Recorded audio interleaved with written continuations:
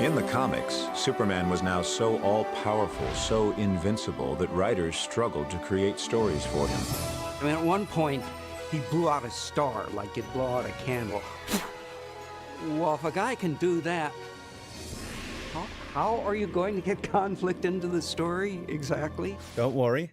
I'm going to commit seppuku after this to restore my honor. But for now, welcome everyone. Welcome to the Superman debate. I'm Meme Repository, Thanik Pecan, at your service. I'll be representing the pro-Superman side, naturally. And this is Soap. He will be representing the non-Superman side until someone else comes in to also represent that side in about an hour. So, Soap, did you want to introduce yourself? I'm Soapy-kun, but it's totally fine to call me Soap or Soapy. I am an aspiring writer and YouTuber. I work on stuff, but as usual, real life comes into way of everything. I'm hanging around in the Discord server and on Twitter. Yeah, I think that's it. I guess to start this off, I suppose we should start by just getting to know each other's history with the character and kind of just going from there. And I suppose we can treat this like a little conversation where we just kind of go back and forth and kind of share what our views are and then see if we disagree and stuff like that. So I guess, what is your history with Superman and Man of Steel and just the entirety of the character? And Not as much as I would like. I'm not a comic book reader. I read a lot of those Donald Duck and Uncle Scrooge comics as a child and teenager, but then I stopped. And never read Superman or whatever. What I know is from what I see online and from what I can gather from movies. I didn't watch Man of Steel and BVS. you're not missing much. I saw as a child one of the old Superman movies. I just know that it traumatized me. Okay, there's a story there. There was a scene. I don't know. I probably misremember it completely, and so I won't say anything because it's strange. But I remember that my parents were watching it, and I went into the room, saw something, and went out and was like, nope. Did he throw S's from his chest and suffocate someone? No. Okay. I think that's a good thing that I didn't see this. Yeah, look, Superman 2 kind of shits the bed at the end. I'm not gonna lie. He just starts throwing plastic S's that like consume the depowered Kryptonians at the end. It's kind of retarded, but needless to say, that film had some corporate intervention in it. So I saw some bits here and there.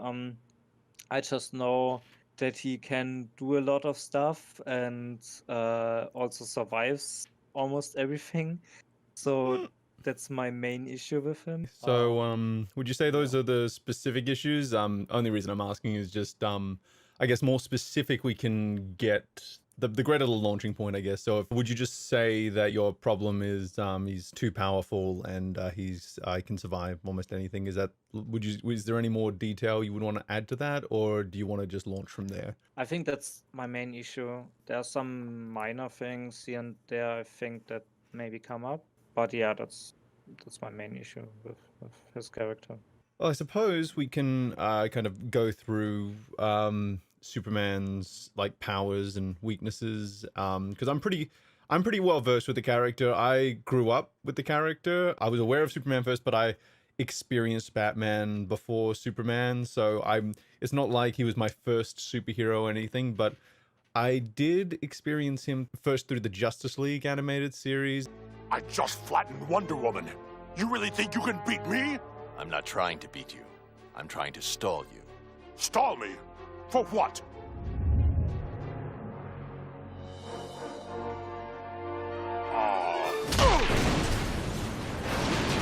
what it's worth, I don't think you could have taken Batman either. And then through the Superman animated series, which is actually set before Justice League. And yeah, the question of him being too powerful, I guess, just never came into my mind, because in that show, he's just very well balanced. I actually thought Superman was kind of a pussy for a while, because they were just constantly just kicking the absolute shit out of him in those shows. Like, he's getting, you shoot bullets at him in that show, especially in the Superman show, like you actually see he's going, oh, that actually kind of hurts. Well, if they're big enough bullets, that is. Like, if they're regular handgun bullets, he's still like, oh yeah, that's nothing. But you get a big robot and he starts shooting huge shells. There's a shot in the Superman, in the first episode of the animated series, where he's kind of protecting his head from the bullets that are being shot at him. I think it's from a plane, and he's going, ooh, that's actually kind of painful. So he was very much able to get hurt. And hilariously, in the very first season of Justice League, they got into a really bad habit of emphasizing how strong the villain was by just having them kick the shit out of Superman. They were basically, at the beginning of every episode in season 1, you would just have the big threat show up, and then Superman would go, "Oi, what are you doing?" And then they'd just slap him about, and he'd go down, and it would just be this inciting incident of, well, if this villain can defeat Superman, this is why we need the team. And then they very quickly realized that you can use that trick once or twice. Using it every episode gets monotonous as fuck, and you're kind of castrating Superman by doing that. So they figured out how to give him interesting challenges without cutting his balls off. What's the matter? Why are you... Van, when you were born, it was the happiest day of my life. When I first saw your beautiful little face, your tiny fingers squeezed my hand so tight, like you never wanted to let go. I've watched every step, every struggle. But Van, Rao, help me. But I don't think you're real. I don't think any of this is real. I guess what gets me about this argument is that well, not only that experience with the animated series, but also in the comics, like, there are bad writers who will just have him bulldoze his way through anything and won't give him any substantial challenges. But the thing is, I think you can argue that for almost any character, in the sense that any bad writer is going to just sloppily use their ability. So if you give a Batman to a bad writer, he's just going to pull out whatever he needs at that moment from his utility belt. Hand me down the shark repellent bat spray! And he's not going to actually struggle to solve the crime. Or, God forbid, you put Batman in a team-up scenario with a bad writer, and you have all these like god-like entities running around, and the superheroes fighting them, and then usually it's Batman pulling out something from his utility belt, or he was the one who was able to solve everything. And it gets fucking ridiculous. So you can poorly write any character, and you can make literally any character overpowered. Spider-Man's spider sense, if you're not careful, can basically just turn into an autopilot where he's not doing any of the work. He's just flying around, and the spider sense is doing all the work. So every single hero has moments in their history where they've become incredibly OP, or they've been badly written in a way that causes them to manifest abilities or skills that basically destroy any tension. And Superman is no exception to that. But the way I usually see it framed is that when it happens to Superman, when Superman is poorly written in this way, so like say in the Silver Age, he got hit by a magical dust that caused him to sneeze away an entire solar system. When that happens to Superman, it's just like, well, the character is clearly completely overpowered, unusable. He's got major issues up the wazoo. He's way too powerful.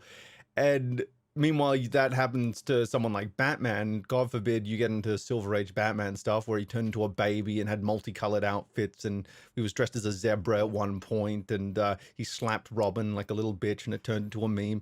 There's a lot of really insane, goofy stuff, but we don't really hold any of that stuff against Batman. We kind of just focus on what really works about the character. Meanwhile, with Superman, we instead focus on like his abilities, and it's like, oh well, he's really fucking powerful. But the thing is, his power levels vary from writer to writer. Some writers have a really firm grasp on what he should and shouldn't be able to do, and then some other writer comes in and they're just like, oh, okay, so he's going to push an entire planet out of orbit without any explanation, and that's just something he can do, and he can travel, halfway across the galaxy in a second because sure, and that is, and I will agree that does get fucking ridiculous after a while, but it doesn't mean that the character himself is broken. It just means that when you get a writer who doesn't think through the things he puts on the page, you're going to get some really tismy stuff, and that's just the case with any character. Yeah, So I guess, did you want to respond to any of that? yeah, I have to because not a problem, but you said a lot of stuff there. Brought up a really good question. Basically, is a character bad when bad writers use that character, or maybe it's already bad? So for me, it's like you have a basis of a character, what the original idea of it was, of the character.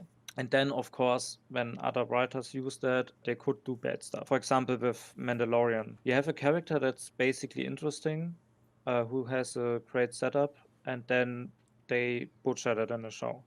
Yeah. With him, like, writing him into stupid situations, let him act stupid, and stuff like that. And so we have to, I think we have to find out what's the basis of Superman. And I think the basis is at least where he was when he was invented. And this was in the 1930s something. 1939, I think. Yeah. So it was a counter to like a heroine figure for the Americans because of the threat of the fascists and Nazi party in Germany. So they tried to have a character that gives the people hope and stuff like that, and so they created a very, very powerful person. It's not der Übermensch. It's not the Germanic idea of the Superman, the superior man of Nietzsche. This is the greatness of the meek, the mild.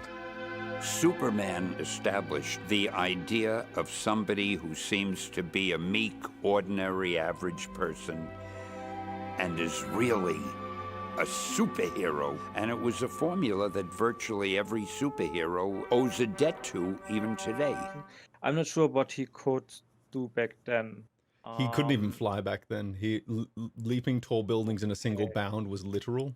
He could only jump really, really high. And then actually it was I think it was the Max Fleischer Superman cartoons, because they were rotoscoping the entire thing, and they were doing some, like, if you got to look up these animations sometime, they're incredible. Like, they're still magnificent to this day. And they were having, the issue of, Superman is bouncing across all these buildings all the time, and it's really difficult to animate. Can we just have him fly? And they were just like, yeah, sure, why not? And then that eventually got translated into the comic books, because it's quite a compelling image to see a man fly as opposed to him bouncing from place to place. But that's a problem. So first, Griff asked if Superman stole the idea that Superman can fly from Shazam. I don't know which one was first. Well, Captain Marvel, who is now called Shazam, but he was called Captain Marvel for the longest time, even when they couldn't call the book Captain Marvel for legal reasons. But thing is, he's still much more iconic than the Marvel Captain Marvel, which is quite funny. But he was actually a ripoff of Superman, and the reason that there's a lot of legal tismery going around with that character is because Timely Publications, which is what DC was called back then, they basically sued the pants off. I think it might have been Fawcett. I'm a little bit vague. I think it was Fawcett Publications or something like that. Basically, they were putting out this character that everyone really liked because he was a Superman like figure, but he was also a little kid. So he kind of had that added level of relatability there, and it was kind of a fun gimmick for kids. And Timely didn't like that they were publishing a very, very transparent Superman ripoff and getting really successful with it. So they sued the pants off of them. They weren't allowed to use Captain Marvel anymore, and then they stopped using him. And then what ended up happening was Captain Marvel kind of fell into the public domain, or at least the rights expired for Fawcett, or basically the rights were up in the air, and Marvel went in and scooped it up. So by the time DC finally got the rights to Captain Marvel, they were suddenly in a lot of trouble because they wanted to use the character, but they couldn't because Marvel would then bring down the legal hammer on them. And they tried to go around it by calling the book Shazam, the original Captain Marvel, but then Marvel still brought down the hammer on them, so they had to rebrand it again to the Power of Shazam, and it was a whole thing. So yeah, so what were you saying about it? Yeah, so the thing is, when you say he couldn't fly before, because it's maybe sounds stupid, but bear with me. I have a problem when characters do unrealistic stuff. So I know like magic or other stuff that is not in our reality, but there's still some kind of suspension of disbelief, because I can live with an alien that has durable skin and is stronger than us and stuff like this. But he can't. Flying is stupid. Like just hovering in the air with what? He doesn't have wings. He doesn't have like with Iron Man thruster or whatever. He just flies, and that doesn't make any sense. And other stuff superheroes can do, which I have a lot of problems with. I would like to know, what powers did Superman in the origin have? Could he, like flying, you said he couldn't, so that's great for me. Just jumping high, that's totally fine for me. That's, by the way, what One Punch Man does. He can't fly, he just jumps really, really high. And Oh yeah, I watched the first season of that. It was fantastic. it's so great. And but we will come to that later because of the overpowered discussion. But could Superman before use lasers and X-ray vision, whatever, or what powers did he In the have? beginning, he could jump really high. He was basically super strong and could jump really high, and I think he might have been super fast. Like basically, the concept of Superman is that he was the superior man. So he was basically the concept was whatever a man can do, he can do it infinitely better. Well, not infinitely better, but much better. What I've noticed about that original concept is that even as they, because of course Superman over the years has had many different powers, some more retarded than others, but the abilities that have stuck around, because we haven't kept all the abilities he's had over the years. I mean, in the 60s there was a story where, or maybe it was the 50s, but in the Silver Age there was a story where he could shoot a rainbow beam and create a miniature version of himself. Like he was getting retarded levels of powers, like not even like retardedly powerful, but just the powers themselves were retarded. It was a time of experimentation, to say the least. But the powers that have stuck around are usually the powers that stick to that original conception. So for example, a regular man can jump, Superman can fly. A regular man might be able to lift, say, 20 kilos, while Superman could lift 20 tons. Our eyes absorb photons, his shoots them back out. We can blow fluff across the room, he can blow cars across the room, that kind of stuff. It's usually stuff that in some way is kind of an extension of what humans are already doing, but just taking it to the next level. Meanwhile, whenever they try to add a really ridiculous new power that just comes completely out of left field, like, for example, if they were ever to give him telekinesis, I guarantee you he would lose that within about 2 to 3 years, because that would not work at all. That's not an extension. Like, we can't move things with our minds even a little bit. It's ridiculous. Yeah. But yeah, that's kind of basically the point of that tangent was kind of to illustrate. He's acquired powers over the years, and he's also lost powers over the years, just as different writers come on board and do different things with him. And what tends to happen is the powers that stick are the ones that, for one thing, aren't too retarded, but two, the ones that just generally fit within that framework of he is the superior man physically. Okay, so there has to be a canon version of Superman, right? So like Um, something that DC says this is officially our Superman character. well, the thing is, there's a multiverse in the comics. So the original version. Always. Oh yes, well the original version of Superman was actually declared Earth 2 in the 1960s, or was it the 1950s? Whenever the multiverse happened, they established that the stories that happened in the Golden Age are in a different universe, and the stories that happened in the Silver Age are in another universe. So, and then there have been a few reboots. There've been multiple reboots across the course of history, and even without reboots, whenever his powers get a little bit too out of control, they always find a way to reduce it. So there is always a canon version, but what that canon version can do is usually in flux. And that's why I always say it depends on the writer, because a good writer is going to bring him back down to earth and give him a reasonable level of abilities and ground his stories in emotional and moral conflicts, while a really retarded writer is just going to give him like, oh, who is he going to fight this week? Oh, what kind of ridiculous ability are we going to give him this week? Like there's a difference between, it's kind of like, again, it's like, a bad Batman writer is just going to be like, oh, what ridiculous animal themed supervillain can we give him, and what new gadget is he going to pull out of his belt or something like that. So it's kind of that same principle. So what was your question going to be? Like you said, that some give him ridiculous powers, some write really good stuff. But how could we determine, if I have to argue if Superman is a bad character or overpowered or whatever, I have to know which one we are talking about. Like, and that's the problem. And there's so many different iterations of this character, then I can say that those versions are bad, but is the character itself bad? But how can I determine what the character itself is? You kind of see my issue with the premise of calling him overpowered is because there are that many. Yeah.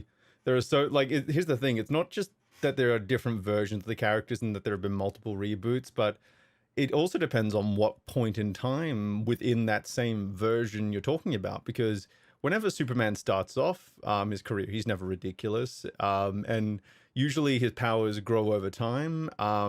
And then another writer comes on board and he brings the powers back down. Why I always say it's very much down to the writer. Is the writer willing to like establish a solid rule set for themselves, or follow what the last writer was doing if what the last writer was doing was working? It's a great big ball of stuff. You could literally, with any character, you could have this dilemma of is this character overpowered? Is he a shitty character for whatever reason? Like, for example, the MCU version of Captain Marvel, fucking atrocious. Absolutely fucking atrocious. But I know for a fact that Carol Danvers has a very long history in the comics and has had her own ups and downs there. So I would never claim that Captain Marvel or Carol Danvers specifically is a shitty character just based on what I saw in the MCU, because that would be unfair to judge that character based on that one interpretation, I guess. So basically we should, from iteration to iteration, and evaluate if this iteration is bad or not. Kind of like a problem I have when people talk about MCU Spider-Man and say he's bad because he's not like in the comics. And I'm thinking like, yeah, there are like 300,000 different iterations in the comics of from Spidey. Yeah. So there's already a problem. So I have to think about, like, I personally don't like Superman that much because, yeah, of some ridiculous stuff he can do. But like I said, it's depending on the writer. So if I boil it down to the original thing that he just can do stuff we humans can do better, then it would be like Captain America, I think. So he's like got a serum. He's more durable. He is stronger and stuff, but still killable and can't do stuff that's too ridiculous. So yeah. in this version, I would say Superman is good basis for doing stuff with him. But then I would have to know a bit more about other stuff that this character has, like his family background, where he grew up, and stuff like this. Yes. So I do you know, I want to? know some stuff because of like he's from Krypton and he grew up in with this family here on Earth, and his love interest is Lois Lane. Yeah, he's got a son as well now. Oh. Has his son superpowers? Yeah. Well, the thing is, it's really compelling because Superman is possibly the most, despite his origins, is probably the most human superhero you can come across, and just giving him a child and, giving him these stories where, he has to worry about the safety of not just his wife, but his family, and, having, to deal with, the struggles of not just raising a child, but raising a superpowered child. It's just, it's absolutely wonderful. What they do with that. And that's like the most natural progression of Superman I could think of, is to actually make him a father, and not do the Superman Returns thing where he's a deadbeat dad.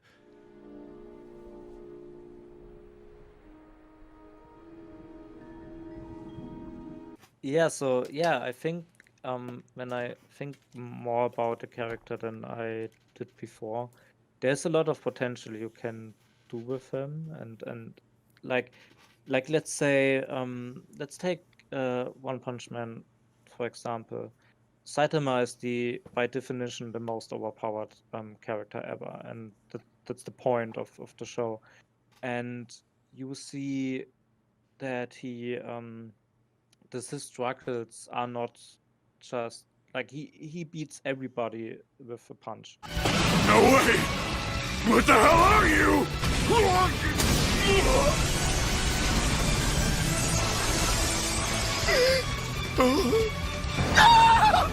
Wait, hold on! I just wanted to get him working, that's all! But his struggle is exactly that fact. He can't fight with somebody. He can't experience He gets bored. the adrenaline and stuff. He gets bored because he just wins.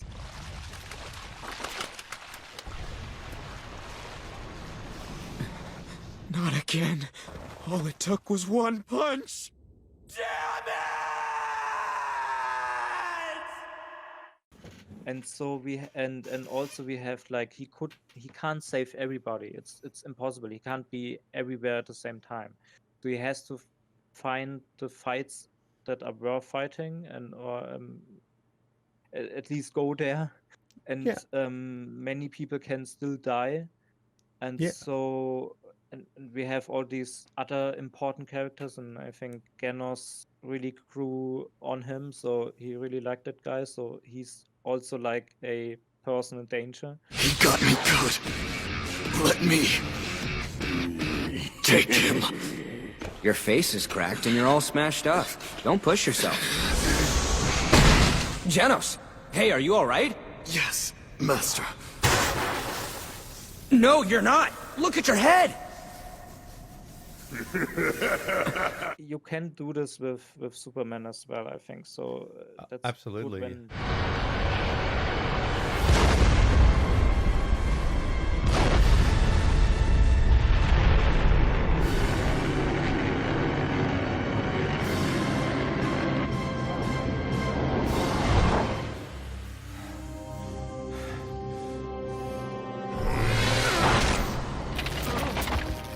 That was my best friend.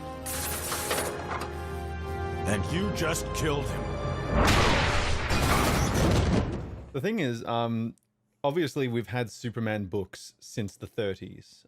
So the question comes, what is actually in these books that is like sustained this character for 80 years? Because it's not just been 80 years of, bad guy shows up, he punches him out, and then he just, that's the end of it. Like, you've got to think 80 years worth of stories, he's got to be struggling somewhere. And often, like, we have Superman does have physical weaknesses, and he continues to accumulate them as time goes on, as writers find more and more creative ways to give him physical challenges. So the main three I always think of is Kryptonite. It doesn't take much, does it? Red sun radiation. Krypton?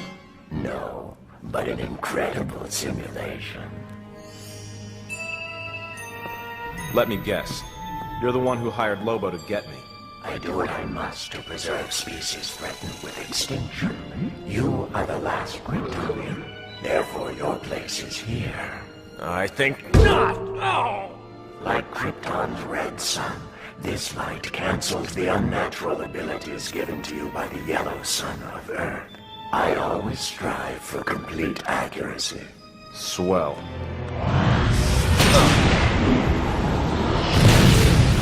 I control radiation, Superman.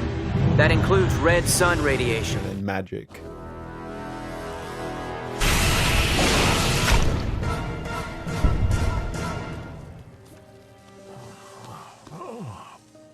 Magic. Those are the three that get him. Okay, so I have a problem with Kryptonite. I also don't really like. You would have to explain me what Kryptonite exactly is, but my thoughts on it is like, so we made him so durable that he's like almost unkillable, and so we have to invent a mineral or whatever it is that can weaken him, so that we don't have the problem with him being quote unquote overpowered. But yeah, the other thing is like, okay, Kryptonite is from Krypton, so they live on Krypton with Kryptonite. It's like the radioactive, it's the radioactive remnants of Kryptons. The fact that your body chemistry absorbs the radiation so readily leads me to believe you share with it a point of origin. You mean it came from Krypton? More than likely it is Krypton, or rather a small piece of it. Kryptonite, if you will. The green radiation could have been created by the energy released in the cataclysmic explosion which destroyed your planet. Like how it gets to Earth kind of varies from source to source. I remember there was one version, like I can't account for every version, but I remember there was one version where obviously, you know, just before Krypton explodes, Kal-El is put into the spaceship and sent off planet. I remember one version where, you know, he goes into hyperspace basically towards Earth, and some of that debris from the exploding planet actually comes with him. So it's kind of, that's one way it gets there. I will admit, you've got to be, the thing that is an element of Kryptonite you've got to really think about is how on God's earth does it get to the planet if it's the irradiated remains of something from another solar system? And I think it just coming along for the ride with the in hyperspace with Clark is a perfectly reasonable explanation. But I think you do have to specify. You don't necessarily need to show it in every iteration of the origin, but as soon as Kryptonite comes up, you've got to specify, oh, it was like the hyperspace portal or whatever, it brought it along for the ride with it. Yeah, I would definitely agree that that's an issue, but it's one that can be patched, I think. The question is, if now Kryptonite is a vital part of Superman, then we have a problem. If it's just something writers could ignore without damaging him, or the now canon version in some sense. What do you mean by that? I'm like, nowadays it's established that he can fly, for example. So we don't have writers that say now, oh, he doesn't fly. So we accept that Superman can fly. That's a thing that was added afterwards, but it's now part of his character. Yeah. Independent of iteration. Yeah. And the same with Kryptonite now. It's accepted he's weak to Kryptonite. There's multiple colors of Kryptonite too. Oh, fuck. And they'd all do different things. So, that makes it even worse. But let's stick to the basis. He's now weak to Kryptonite, and Kryptonite exists.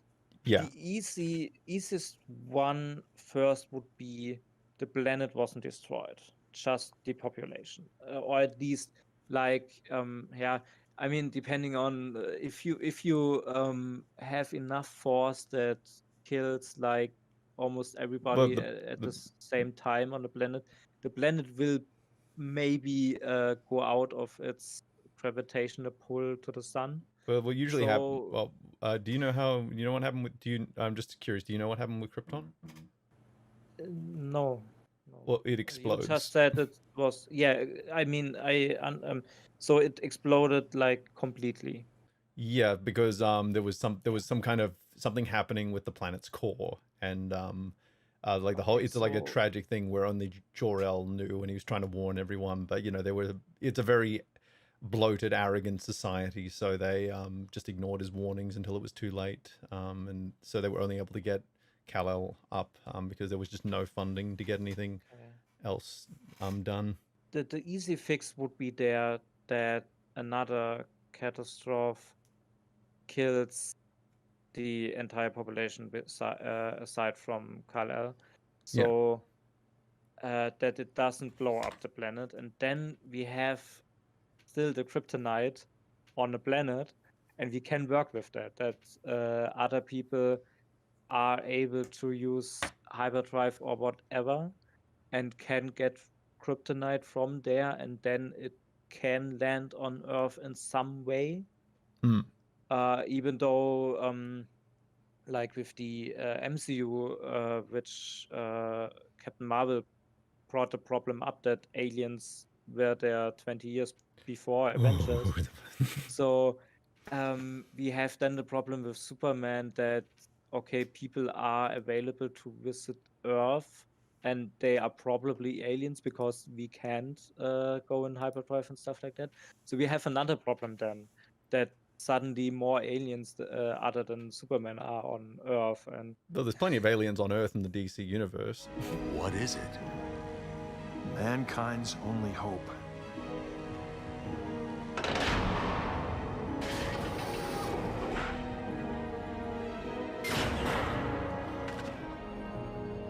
He's been trying to reach out to me telepathically, but that stasis field interfered.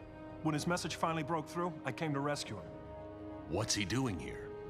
The invasion. I came to warn you, but I was captured and imprisoned here. They wouldn't listen. Big surprise. I sense you do not trust me. Perhaps this will help.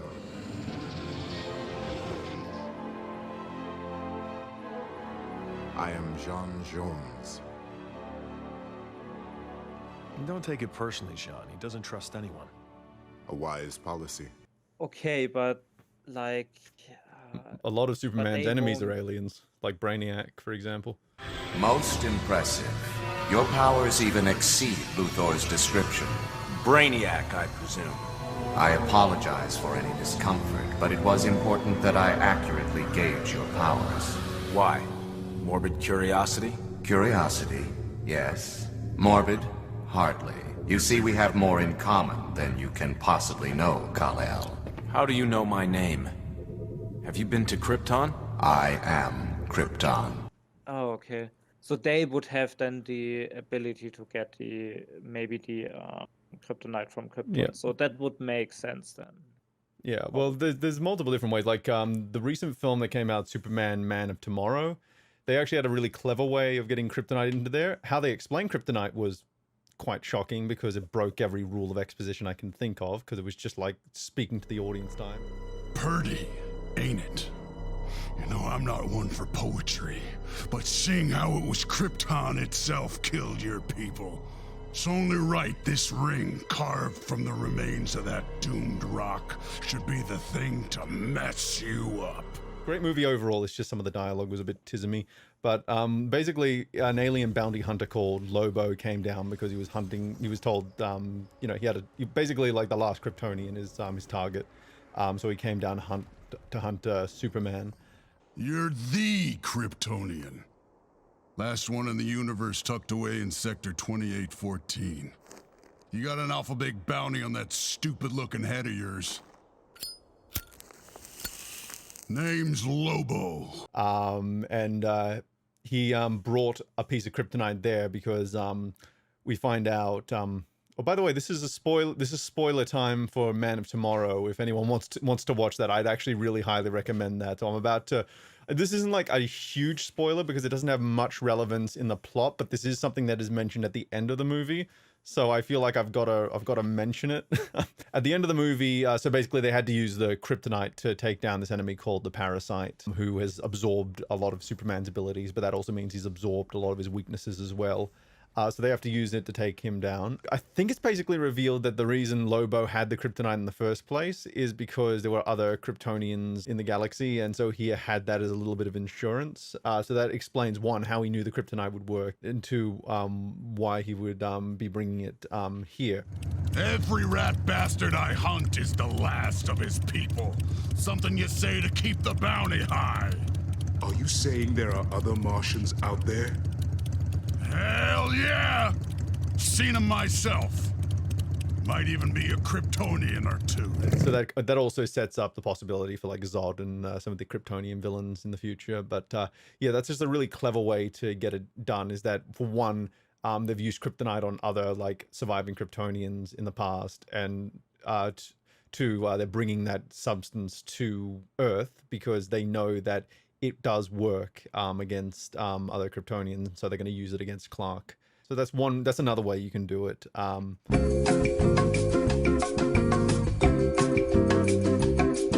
Okay, what have you two been up to? We've been talking about Kryptonite, but I guess And we I'm digging should. the debate. Yeah, we've been just chatting. Just talk. It's been interesting. We've gone over like different versions of Superman and like what his powers have been throughout the years, and just kind of allowing the conversation to flow. But I guess now that you're here, we should just hear your perspective on the character, just so we're all on the same page about where you are with the character.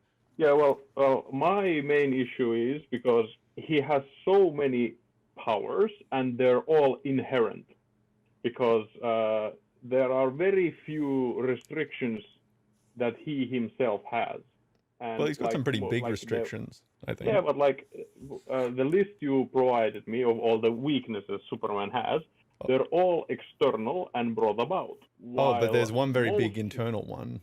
That is, he intentionally holds back to avoid collateral damage, and that's huge. Because if you can't damage the hero, you give them something to care about, and then what you end up doing is giving them something external to essentially act as their main conflict. So the villain can, of course, break buildings break into debris, and they can spurt glass everywhere, and that's going to harm people. I feel like I live in a world made of cardboard, always taking constant care not to break something, to break someone.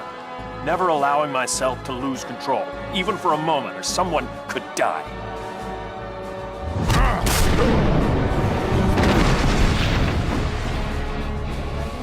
But you can take it, can't you, big man? What we have here is a rare opportunity for me to cut loose and show you just how powerful I really am. So he's trying to avoid innocent people getting hurt, while also trying to stop the villains. And he also has a no-kill rule, so he can't just smash his way through the villains all the time. I'm not anyone's judge and jury, Professor Baxter. Definitely not an executioner. My powers don't put me above the law. This isn't a joke. You can't murder people and call yourselves heroes. We are not above the law. We have to show the world that there's a better way. The people can be better. I'm sorry, but they are willing to go places you won't. And they are so damn strong. I heard a child say that he wanted to be in the elite when he grows up because it would be fun to kill bad guys.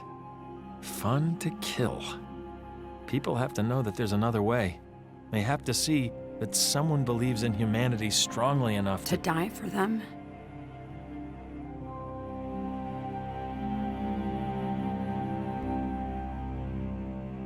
Because then he would just be unstoppable.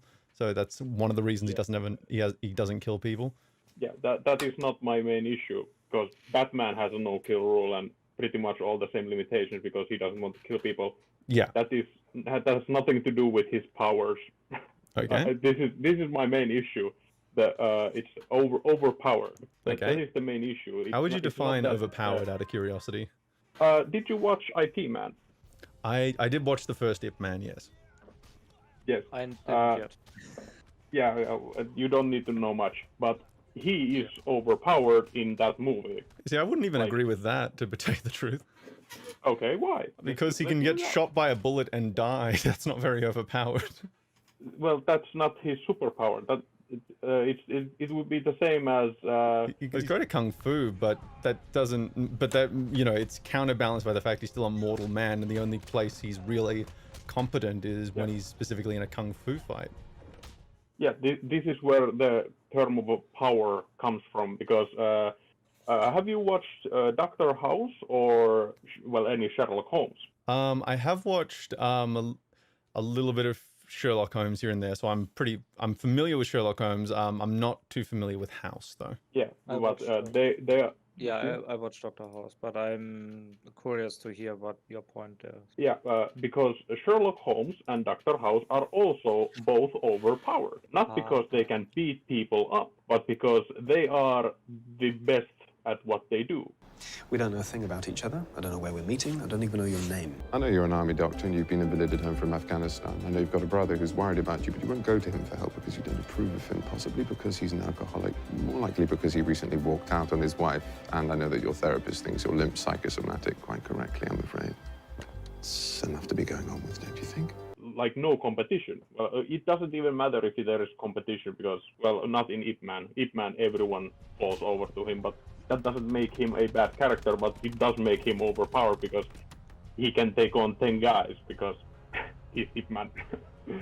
But yeah, this is the term overpowered. It's like Rey isn't bad because she's overpowered. There are a lot of other issues with the problem that she's overpowered. I was exploring that issue with my notes, and like I kind of came to the conclusion that overpowered is kind of an abused term because here's the thing. If we break down the term overpowered, it means overly, it basically, it's in the name, it's overly powerful.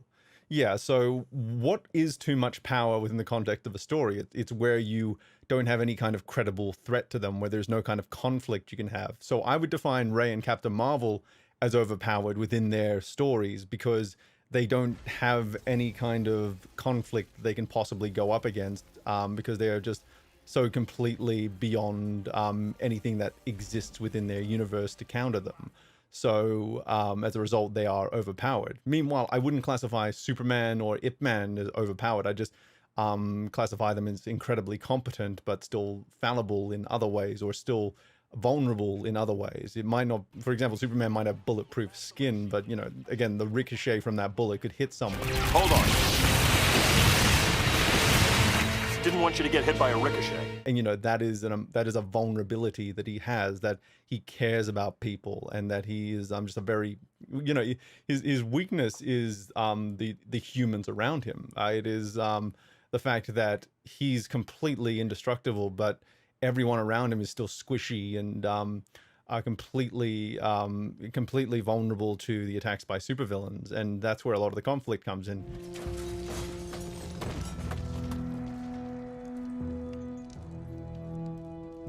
Help me, please. Isn't there anyone? I'm here for you, big guy. Jimmy, my pal. Jimmy, I'm sorry. It's not real. None of it. I started with no power at all, and I kept getting more. What if it never stops? You'll handle it. I know you. Words. Just words. And then if you want to give him some actual physical conflict, you throw kryptonite, red sun radiation, magic, Or lightning! really sharp objects, or you can use a Green Lantern ring and aim for his eyes. That'll take him down. You vibrate your molecules using the Speed Force. You can tear out his heart. There's a whole array of things, and the writers just keep coming up with new ways to kick his ass. Like I was telling Soap earlier when I was watching Superman the Animated Series and Justice League as a kid. Like I went through a phase where I thought Superman was a fucking pussy because he kept getting his ass kicked repeatedly in those shows. And that's why the whole overpowered argument was such a surprising thing to me, because to me, I had grown up experiencing Superman as this guy who kept getting taken down to prove how amazingly powerful the bad guys were. So it never occurred to me to call him overpowered, because he always consistently had threats that could kill him, take him down, or otherwise torture him emotionally. It's never been it's never really been seen as a problem to me.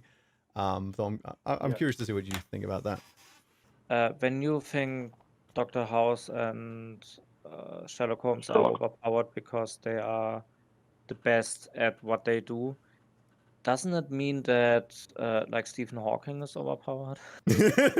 No, well, technically, but that would be the same thing as any top athlete. He's technically overpowered, but what does it? It doesn't mean anything. It just means he's the best. Yeah, and that's the thing. If you define overpowered this way, I think is Everyone is like there's so many characters that would be overpowered by this definition, like Batman. Flee.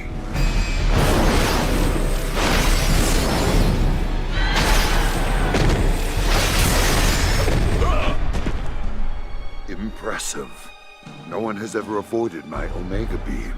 Is the world's greatest detective, and he usually proves it pretty hardcore. It's over, Darkseid. Even you must realize the folly of being a king without a kingdom. Your armory, the Hellspores, they've been activated. Impossible. The arming code is encrypted.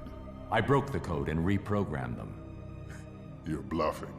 Omega Lambda 7 XL9. That sounds like a bluff to you? One Hellspore can turn an entire planet into a fire pit. What'll happen to Apocalypse when 500 go off simultaneously? You dare? Let's say I would be the best writer in the universe. Am I now overpowered? The thing is, overpowered, I would define it more like that you first are unrealistically better than the others. No, that would be closer to Mary Sue. No. Mary Sue is... no, it would be closer to a Mary Sue. But let's go with your writer example. Maybe. You are the best writer in the world, like no competition. Yeah. If the story follows different writers and they're trying to make a better story for whatever reason, they have to write a love letter to a god so they get a gift or whatever. Well, in that story, you would be overpowered, like no chance. It's the same with Sherlock Holmes and Dr. House. They are pretty much almost always right. They are the ones who fix everything because no one else can compete with them. Like Sherlock Holmes does have Moriarty, but this does not reduce Sherlock Holmes' overwhelming power because he knows everything about everything. But can you still give him conflict? I think that's my main question. Don't they have to train? Yeah. It's not about how you got it. It's not about if you get beaten up during the story. It's not about anything like that because it's only about you and comparing you to other characters in the story. And like, if you're the best writer in the world, technically you're overpowered in writing. But if if you're the best writer in the world, but you are in a Batman story, I don't think it actually matters at all because your writing skills has nothing to do with the main plot. And like Ip Man is like, he has no issue fighting anyone. The closest he has is with the main general guy, and even that's still rather one-sided because he gets, I think, 3 times punched, and that's about it.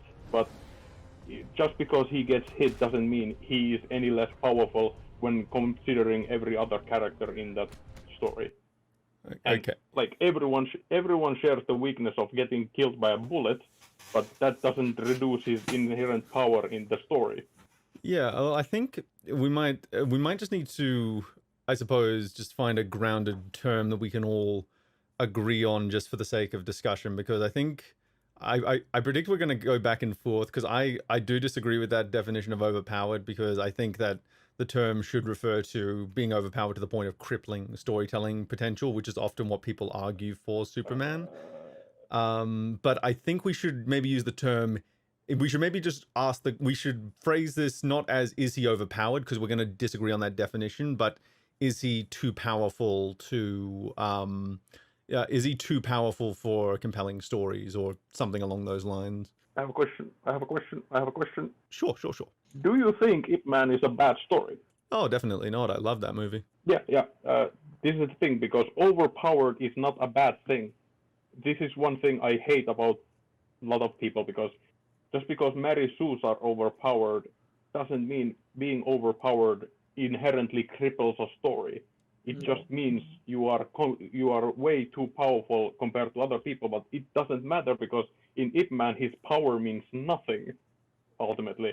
Because if it's funny thing, because in the story of Ip Man, how he inspires people in the end has very little to do with him, because the translator guy kicked the other guy's leg, and that caused the other guy to get really pissed off, and if that pissed off guy did not shoot Ip Man in the end, well, him winning the general wouldn't have had as much impact as it does. Okay. Like overpowered doesn't have anything to do with weakness. It's just like how good at you are at what is central to the story compared to other people. And like Superman can be have a lot of opponents who can equal him, even if not the best him. I don't know. I haven't he's got plenty of people Superman that can just destroy him. Just no contest. Yeah, and I would say those characters are also overpowered, but it's like just because 2 or 3 characters are all overpowered, because Hulk and Thor, these 2 characters, I'm pretty sure I would consider both of them overpowered. I've heard arguments for Thor at least. I know Hulk's. I can easily argue with this because Hulk and Thor are essentially bulletproof in most Avengers movies. Like I don't know how Iron Man, most of the Avengers crew could do anything to those guys.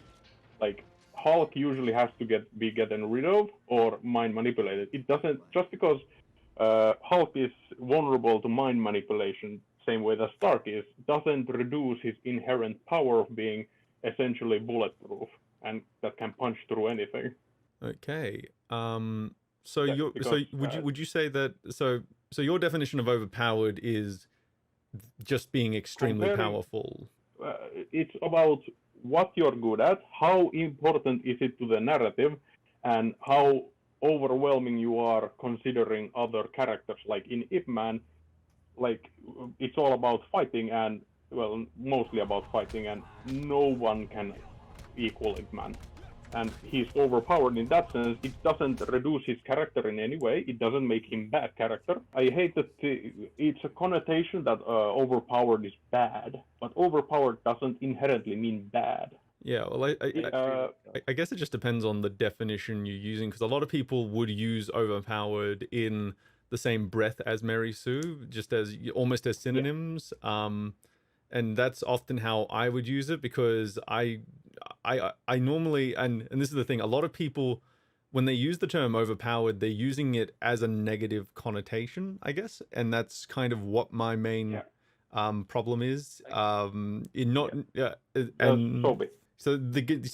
main crux of this debate is arguing if Superman's powers and if Superman himself is, he's so ridiculously overpowered that you're unable to tell stories with him and such. So I guess this is where we're framing the debate around, is that question.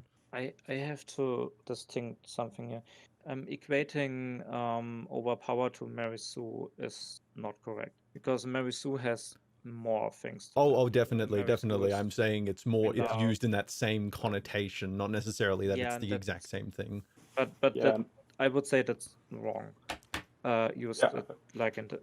Overpowered, I think, is more that you're not only powerful in one thing, you are powerful like in a lot of things, and then also like at least very, very hard to be defeated, if not impossible. I would say, like you said with Superman, that doesn't really apply to him because he's defeatable in many, many ways. So. Usually, almost like every single comic book issue, the villain usually gets him one good punch that usually sends him flying a little bit, or alternatively, you can have an emotional defeat because someone he cares about, he failed to save. Like that's part of the conflict, is that he's incredibly powerful, but he can't be in 2 places at once.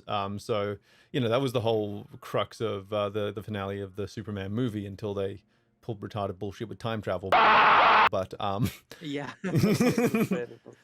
Apparently he was. I fly around the planet, and therefore it's so stupid. It's impossible. It has like those early Superman movies has other isms in them, but it's not about if you can be defeated, if you have all the resolutions to every problem, because Ip Man doesn't have resolutions to every power. He can just be a really good fighter, and he only can do what he can, and he did, and the rest of what it was basically in God's hands. But because everything had happened to the officer guy, he shot him very good reasons. But how Ip Man gets his resolution in the movie is not because he is overpowered, he is undefeated, but because he does what he can and everything else follows suit. It's a positive flat arc. So the world changes as opposed to him. Oh yeah, Superman in Justice League, the movie, the horrible one. Kal-El, no! Oh god. He is way overpowered. Like he can match everyone else, and he's still. Oh, that pissed me off so much because Aquaman in the comics can like at least can match up against Superman for at least a little while, depending on how wet he is. And then in the movie, he's just like he's bitch slapped away, and I'm just like, you fundamentally don't understand. Like the Flash is supposed to be faster than Superman, yet again, just that movie. Wonder Woman is supposed to be as strong as him. Fuck's sake. Okay, that's. I have to say something because of because it reminds me. I played this Injustice game. The fighting game, and I played like the story, and I really like the story from concept to execution. It's really great stuff.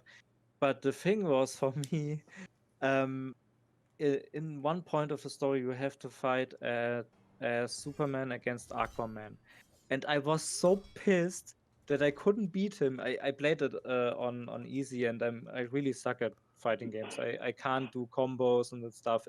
I just button mash and have fun with that. Yeah.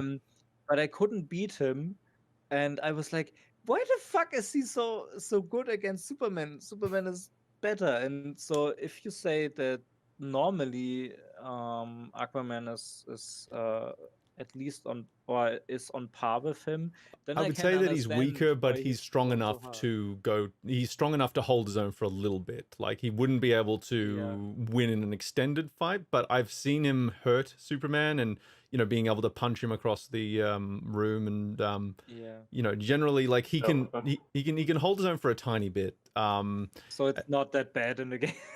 Yeah, definitely. And the thing is, he has a magic trident, and that's going to do things. Going back to the because it all comes down to like the narrative and what you can do in it. And like in Justice League, Superman is overpowered. Oh yeah, definitely. Mean he's bad, but he's way too overpowered, which does make it bad because he makes everyone else useless. And like in Avengers, Hulk is pretty much untouchable. Thor is pretty much untouchable. He doesn't get any injuries, but none of them can solve the plot themselves, but it doesn't reduce their power, and that's what the term overpowered means. And I hate when people consider overpowered a bad thing.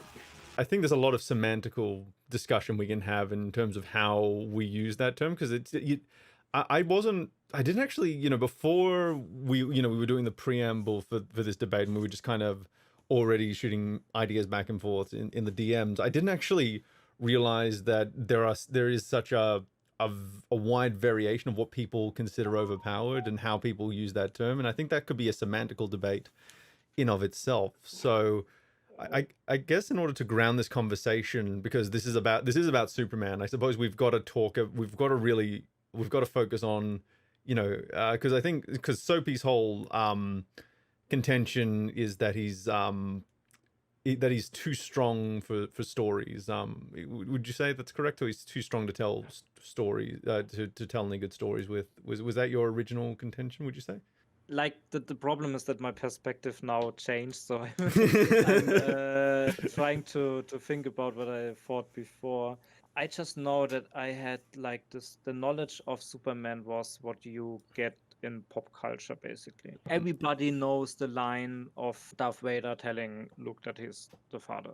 Obi-Wan never told you what happened to your father. He told me enough. He told me you killed him. No. I am your father. Yeah. Everybody knows that. even though they didn't watch the movies, and I knew it before I watched the movies. Yeah. And so the same is with Superman. You have this image of a flying, super strong character who is like can do almost everything and is only weak to Kryptonite. And so I had this in mind when I was talking about overpowered. But when you think about it, about the, let's say even he would be totally OP with his superpowers and you can't hurt him physically, then you still have to think that he has to protect his loved ones and humanity and stuff like that. So A very tragic example, I'm afraid, Miss... Lane. Lane? Lois Lane? The one Superman always saves? Afraid so.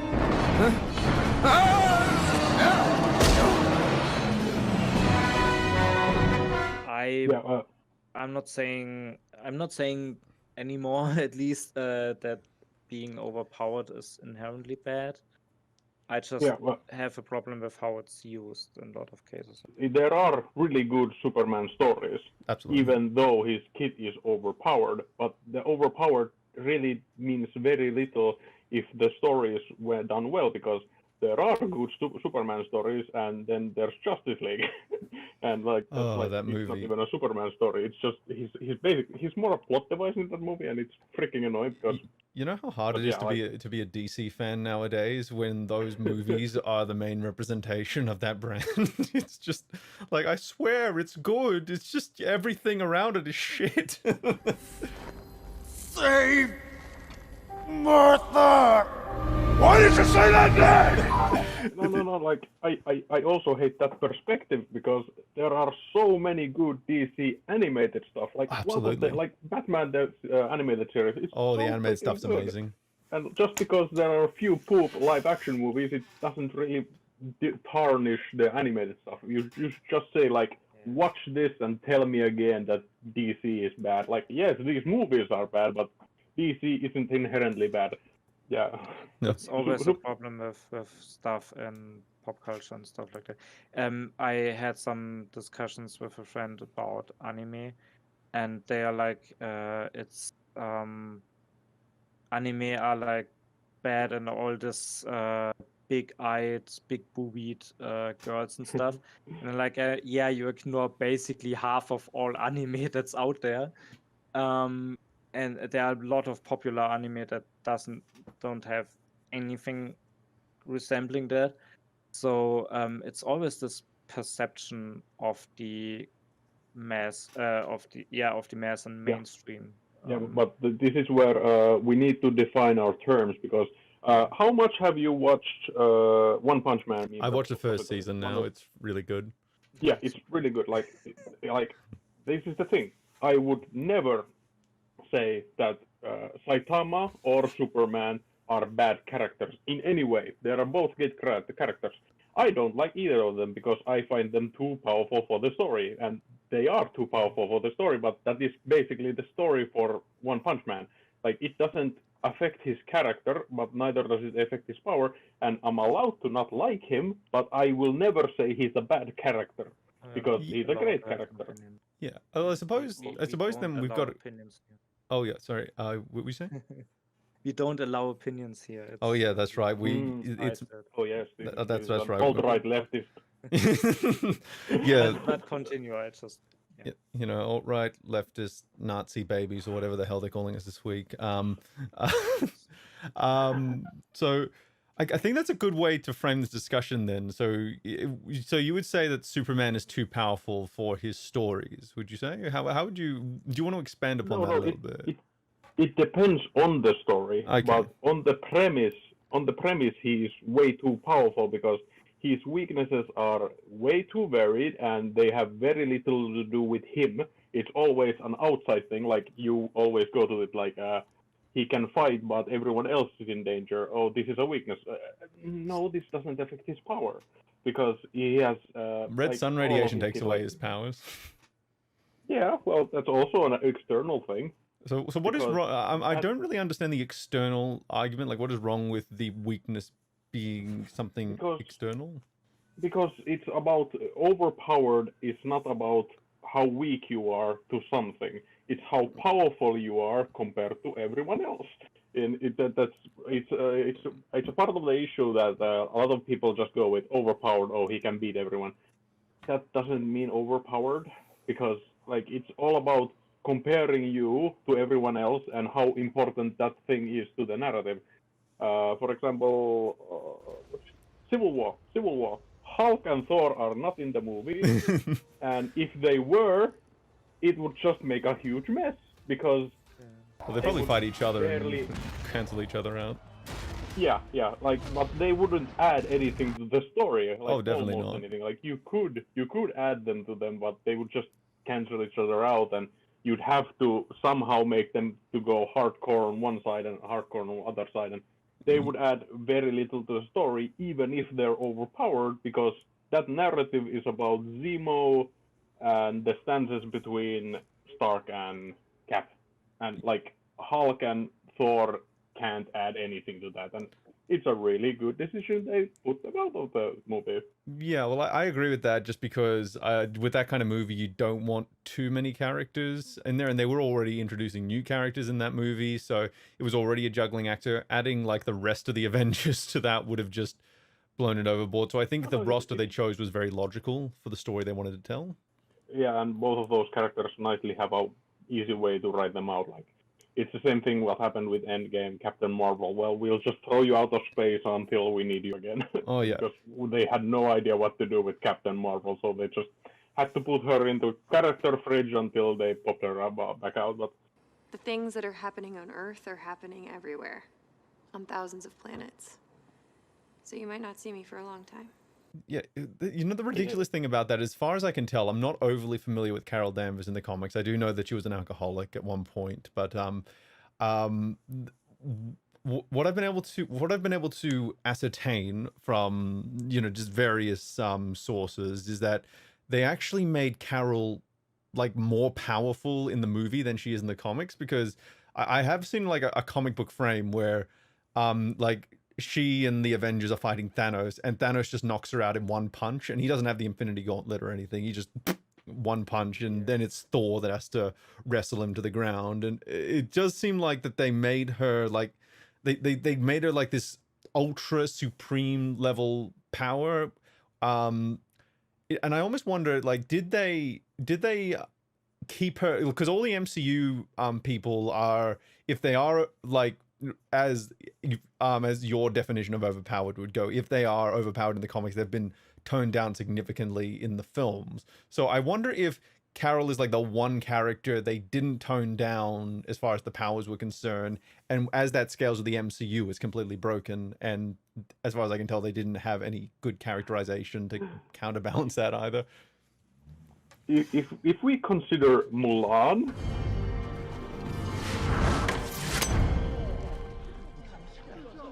Disney Wars,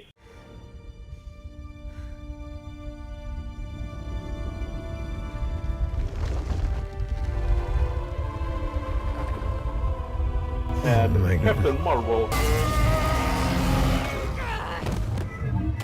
are you saying that they overpower female characters just because?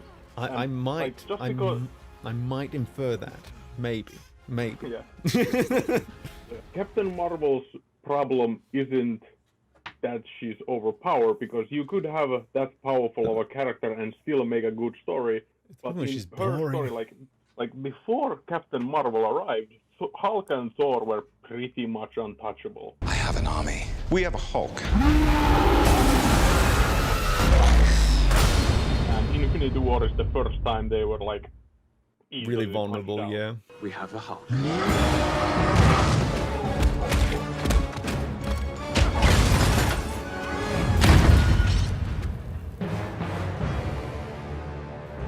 Yeah, but like Captain Marvel came and Hulk and Thor are no longer overpowered. They aren't even close. Oh yeah, well the thing is, like, Captain Marvel, the only weakness she has is being punched by the literal embodiment of power, and that's no longer even in the universe, so she has literally no weaknesses. And she has no personal conflicts to really counterbalance. Like, there's literally nothing you can do with that character as is currently written that would be compelling in any way. And that's like, I think I came out of that movie going, that's exactly what most people think Superman is, and I fucking hate it. I love that in my theater, like, Finnish people are very quiet, but when she got punched, everyone cheered. It was so fun. Oh god, yes. The bad guy is winning. Yeah. Oh, well, I was doing my little golf claps whenever something bad happened to her, and my brother got really pissed off, and he went, "Shut up!" And I'm just like, Jesus, I'm just, look, and the thing is, everyone was fucking cheering in that theater, and that's not normal for my theater-going audience, so they were really having a good time with that. But the thing is, I thought, okay, I'm not going to make a big deal out of it, but anytime something bad happens to her, I'm just going to do my little, and that will be it. And he was getting fucking furious, and when the credits rolled, he's just like, "Good, you fucking ruined that for me," and I'm just like, "What the fuck did I do?" She's like, "You were clapping so loud," and I'm just like, no, just Which movie was it? Because I was phased out for a second. Which movie was it? Oh, we're talking about Endgame. Just anytime Captain Marvel, anytime something bad happened to her, I was just giving these little golf claps of. Yeah, it's justified. Yeah, it was just like, yeah. Fuck Endgame. Oh. Back to the argument, like, Hulk and Thor didn't lose any of their power. Like, Hulk basically got more power because he got the intelligence of Banner and he has the body of Hulk. But they stopped being overpowered because when you compare him to that version of Thanos and that version of Captain Marvel, they don't have a chance. It doesn't reduce. They didn't get any more weaknesses. Their power wasn't reduced. It's just that in that narrative, compared to other characters, they basically can contribute very little. That's when something is overpowered. And again, overpowered is not a bad thing. I hate when people think it. Yeah, that's the problem. Yeah, you're right. Overpowered is not inherently bad, but it has a very negative connotation. Like, everyone thinks it's a bad thing. Yeah, but also, like, it comes with a lot of problems or potential problems. So I can understand when people say it's inherently bad or negative. It's a fluid term, kind of like Mary Sue is, because you don't have to have everything the first Mary Sue had. Yeah, because it's just. I would dare argue that Rey has overshadowed the original Mary Sue and has just taken it to a whole new level. Just, I want to call everything. I think someone edited Wikipedia, the Mary Sue article on Wikipedia, to go, Mary Sue, also known as Rey Skywalker. Yeah, but some numpties still go like, she doesn't have everything that the first Mary Sue is, so she's not. She kind of does now. That's the thing. No, she doesn't. I know the term Mary Sue very well, and the original Mary Sue fell in love with one of the main characters in the story, and Rey doesn't have that, so. Well, there's the Kylo Ren thing, but I guess that's another original character, so that wouldn't necessarily but count. he would have to have. She would have to have fallen in love with, like, Luke Skywalker, or they would have fallen in love with her. But, like, it's a fluid term, overpowered, because it's always about context. Because in Justice League, Superman is way overpowered, but there are plenty of things where Superman is, well, he's still overpowered, but it doesn't really matter because his power doesn't, like, a lot of times Batman has to pick up the slack because he's the think tank alone. Oh yeah, definitely. So this is a question I've been to ask you because your talking here actually brings up an interesting point. Would you say that overpowered can be very contextual to the individual story rather than being a catch-all term? Yeah, it's always contextual because Ip Man, like, he's overpowered in that narrative, but if the narrative shifts, like I haven't watched I think Ip Man 3 or 4, where his wife gets cancer. His power means very little in that narrative because it's all about his decisions. Oh yeah, but definitely. I haven't. Yeah, like, it's basically the same thing. The guy who made the video about Ip Man, it was the one narrative where Superman was dying, and he's still overpowered. Oh yeah. I think in All-Star Superman they intentionally made him 3 times more powerful than he already was, because they wanted to prove you could still tell an amazing story while he was still ridiculously powerful. But the actual stories are all still about guilt and loss and fear and love and everything we understand, but on an epic scale. So if Superman walks the dog, he walks it past Saturn. But he's still walking the dog. He's just like your dad. You know, he's still got to go out and walk the dog, and he still comes home and Lois gives him a hard time. And I thought those are all the things that make the story, you know, because the great thing about Superman is even when you can juggle stars, Lois Lane can undermine them with one cruel word. And that was what was powerful about it for me, was the fact, that's why we made him even more powerful than ever, because everybody kept saying, you can't write a Superman story, because if he can do anything, then what conflicts are there? And I thought, well, emotional conflicts, the biggest ones, the things we all understand. And the thing is, he's dying in that story, so that's part of it. So he's kind of, these are like his last deeds before he basically dies of space cancer or something. And it's not a Gary Stu moment either, because he No, has definitely earned not. all that power. He's at his peak, and then something else happens that, like basically his power is killing him because he basically got oversaturated with yellow sun energy. So his cellular structure is basically breaking down because of it. Your trip to the sun overexposed your cells to solar radiation, more than even your body can metabolize. I see it, like tiny fireworks beneath my skin. Your cells are oversaturated with power. They are bursting from within.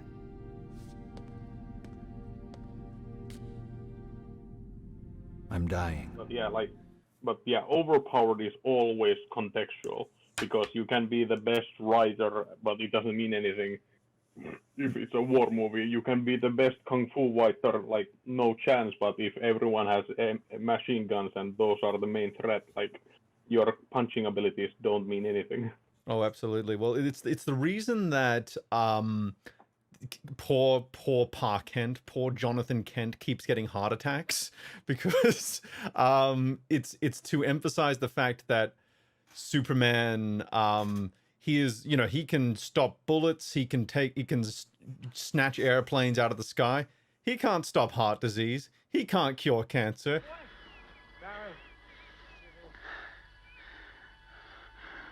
Oh no.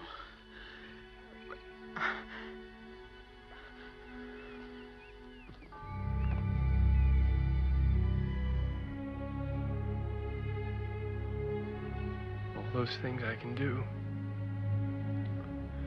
All those powers.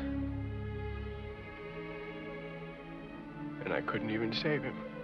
He can't stop world hunger without overstepping his bounds. It's those kind of conflicts that are often the more interesting ones. That is to say, you know, he's got all this power, he's got all of this, you know, these amazing abilities, but he still can't solve fundamental problems without betraying who he is. And even when he tries to, because there's a story called Superman for All the Children, where he does try to solve world hunger by going around the world and giving food to everyone, but he runs into warlords that don't want to take it, or that are, you know, there's a lot of complications that happen along the way, and he doesn't even managed to go to every country because all the food ends up getting blown up. And it's quite a humbling, solemn story about, you know, you can literally have all the power in the world, and there are still problems that you are just going to be useless at solving no matter how hard you try, because their forces are so much more than you can swing a fist at. In the narrative, there's actually a very close comparison to Superman in Corpus, it's a book. Yep. And Titan has the ability that whenever he's punched by something, or whenever he lifts something very heavy, that is his new maximum. Like, he will never recede from that point. Oh, okay. In the story, he has been a hero for a long time, and he's pretty much untouchable by almost everything. But in it is revealed that the governments actually have a leash on him, technically. Because there is a guy who can inflict brain aneurysms, and he's never had one. And so he would not be able to overpowered survive that, in other words. Yeah, like, he is way overpowered in the story, and it doesn't make him bad. I'd say he's one of the best overpowered characters, like, ever, because main narrative has almost nothing to do with his power. And the actual main plot in the book is kind of lackluster to everything else Titan does, and it's a really good book. Yeah. Well, that does sound pretty compelling. I'm actually really intrigued by that concept of a character that you know, every time they get smacked down by something, if that is the strongest thing they've ever been smacked down by, that becomes their new limit. That's actually I really like that concept. I'm definitely gonna have to check this book series out because it is intriguing me. Yeah, I think I linked you the part where they talk about power levels, but it's not a power level; it's a threat level. And his threat level is actually very small because, unlike Superman, he's not a faster than a speeding bullet. Yeah. And like the threat level in that book is all about how much you can break stuff. Yeah. And if you're just an invulnerable man that can punch anything down, well, you are an punchable man who can stop anything. But there are actually in the books there are people who can blow up planets. Yeah. Essentially, they like okay. One of the characters whose name, well, okay, like it's really good because even in context, like there are people who can immediately stop Titan, even if he's invulnerable and everything, because there's a character called Zero. Yeah. And his ability is to take away everyone else's ability for a period of time. And another guy who is the strongest in the series, his name is Globe. And his power is a god field. He can literally change anything within a distance of himself. He can do anything within that, but it's all about his concentration. But he has a lot of concentration because that's the only thing he has to do about it. But even he doesn't, like, he can't solve everything. Even he can literally go next to you and pluck cancer out of you. Like it's just something he can do. Like only restriction in that case is that he has to know what he's doing. Yeah. Like information, but like he's where is the way cancer? Overpowered. Yeah, like if it's tied to a brain, well, he can still do it, but he has to be really careful. But like he can walk through lava, no problem. He can breathe in space because he just puts air into his lungs because God field. And like they're overpowered. They're all overpowered, but it doesn't really matter to the narrative because that book isn't resolved by either of them. Like they are very crucial characters. Well, Titan is not in the main book. Well, he's in the main series for a few whiles because he's the father of one of the main characters, and it's like it's a really good story because Titan's like the crucial point of why I like Titan so much is because his main narrative conflict is that he did a very bad thing in the past and he fell out of reputation really badly. And he basically ran away because he couldn't take the shame. And like, he can be untouchable, but he's still human. Yeah. Like, but it's a really good. It does sound like that. Did you just want to repeat the name of that series, just in case anyone watching? Corpys by Drew Hayes. Okay. It's really good. And the main series is called Superpowered. Okay. And the name sounds very like lame, essentially, but it is extremely important to the story because in that world there are three kinds of people. There are humans. There are supers. Supers are superheroes. They can control their powers. Yeah. Powered can't control their abilities. And that's like, it's a big part of it because superpowered is, I can't tell much, but like there are three classes and there are supers who can control their powers and powers who can't control their powers. Their powers work outside of their control, and everyone has like different ticks. Like some of them it's emotion, some of them is a physical twitch. Yeah. Okay. That sounds fairly interesting. I suppose I should moderate and get the conversation a bit more back onto the Superman tracks. But no, it does sound like a very interesting book. Just before you came in, so we were talking about Kryptonite. So I'm curious. You said you had a big problem with it. So what would was it just that is it the origin that you had a problem with? No. It's the list you provided because. Oh, I'm talking to Soap because he said he had a big problem with it. Yeah, well, I don't have a problem with Kryptonite essentially because everyone can have one weakness. Like it can be alcohol. Yeah. Oh well, that's Tony Stark's weakness.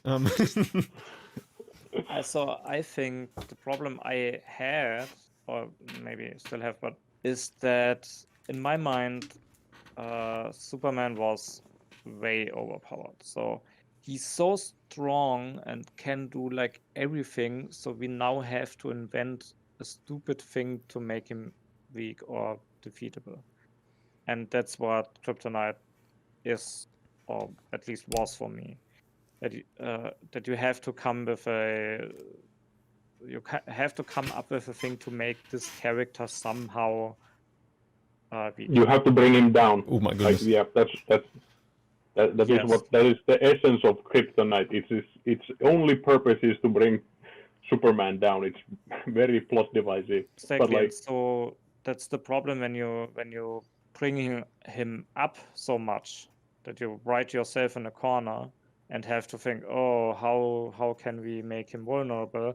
Or we invent the stuff instead of don't make him this invulnerable in the first place. Yeah, like we can make an example. Captain Marvel going forward. What if we make Sue Knight? It makes Mary Sue's less human, but like it doesn't fix anything. No, well, the problem with Captain Marvel is she's just not a compelling character as far as the MCU is concerned. That's and Superman isn't inherently a bad character like Captain Marvel, who has basically nothing going for him. And like, yeah, Kryptonite is something you have to bring in because, like, the small video I linked, like, though I'm so happy powers like that are no longer in because they gave Superman some insane powers. Oh, like the rainbow beam that makes a miniature version of himself.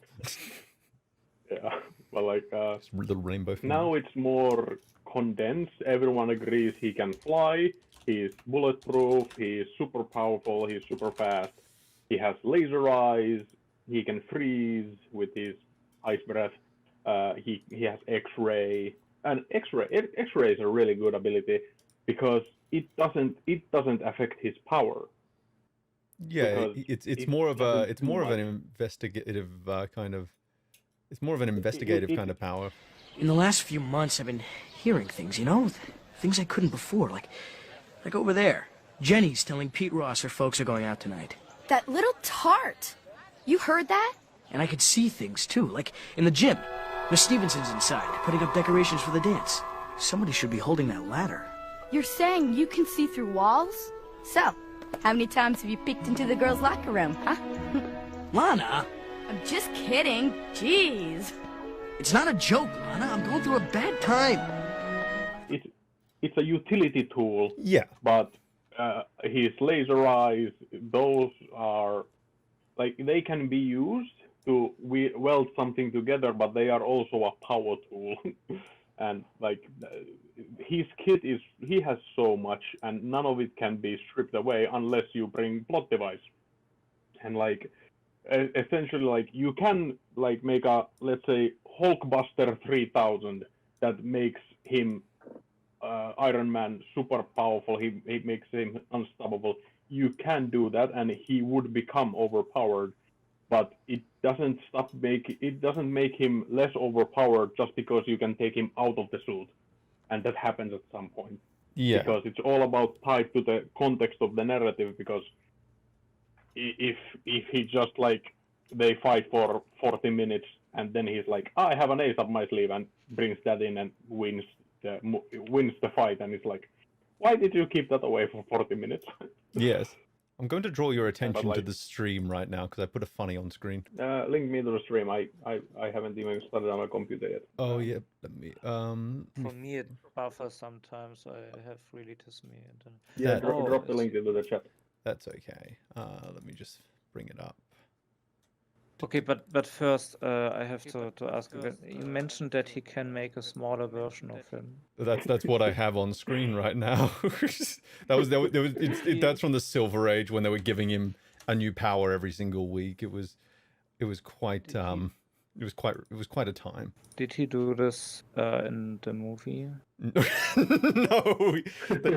No, but he had other abilities in the movies, like super rebuilding the Great Wall of China vision. I have this really strange memory, like I mentioned before. Unformed, you don't know about this. I watched one of the no, I didn't watch it. I saw something from one of the Superman movies back when I was a child, and my parents watched the movie, and I walked in, and I saw something really disturbing for me. And in my head, there is a scene where Superman was really small and walked on like a table or something. And I don't know if this really happened or not.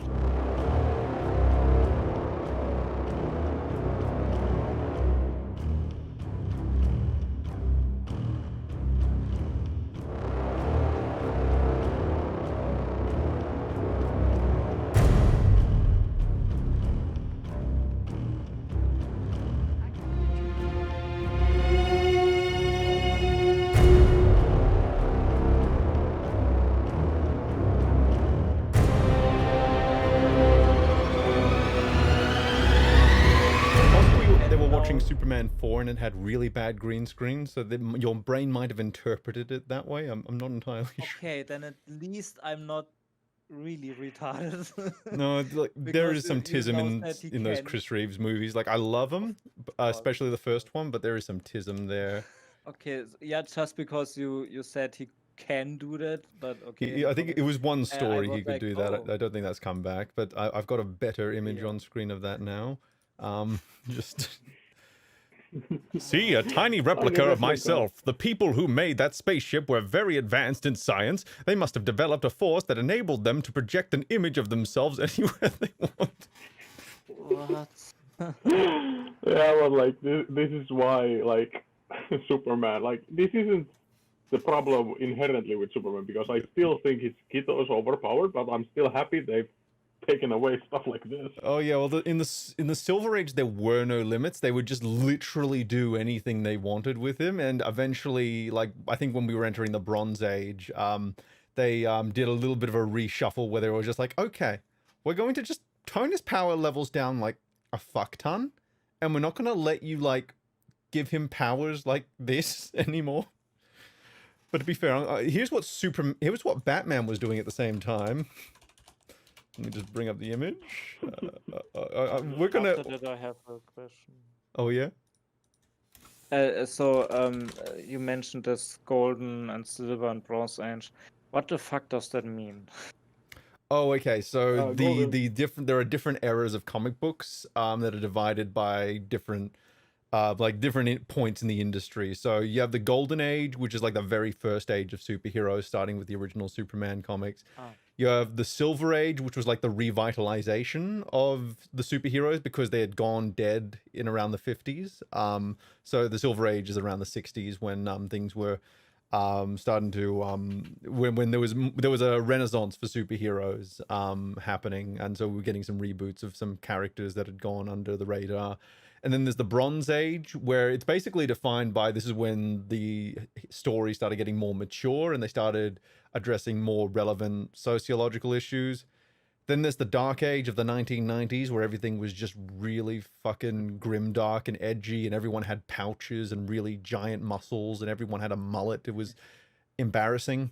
And there was like, and every hero inexplicably had like 4 books tied to them, and every issue seemed like a new #1. It was a bad time. It's why it's one of the many reasons the comic book industry is not in a good place, because it went on a big decline in the 90s, and then it got a little bit better in the 2000s, and then the 2010s brought it back down again. But what we define after that is the modern age, which is basically the 2000s through to now, and we'll probably continue to get ages defined for us as time goes along. But those ages are like not official. They're kind of the generally accepted terms for time periods in the comic book industry. Okay. We're going to just take any questions from the chat if we have any. We've only got about 21 people watching, so we might not. I'm gonna just scroll through the chat to see if anyone's asked any questions yet.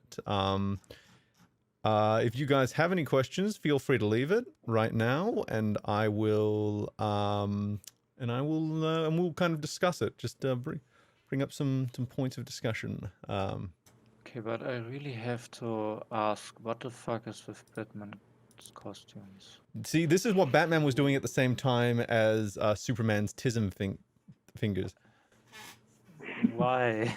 Because it was the silver age where everyone was just fucking doing everything with everyone. It was, this is, look at Robin's short shorts there. This was a time of really Ellsworth also vetoed the idea of letting Noelle Neal appear in any Kellogg's TV commercials that featured her fellow cast members enjoying a hearty breakfast. And I kept saying, aren't I going to do any? And they said, oh, well, we don't feel that you should be sitting at a breakfast table having cereal with Jimmy Olsen or Clark Kent, because that's just wrong. Ironically, the idea of Clark and Jimmy waking up to breakfast together didn't seem to raise any eyebrows. Good, you're both here. Was it like He-Man? It- Masters of the Universe? Is that same time? Or... And said, by the power of Grayskull.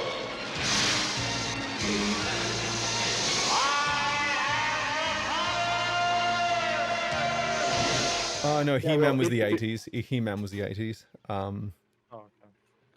Yeah.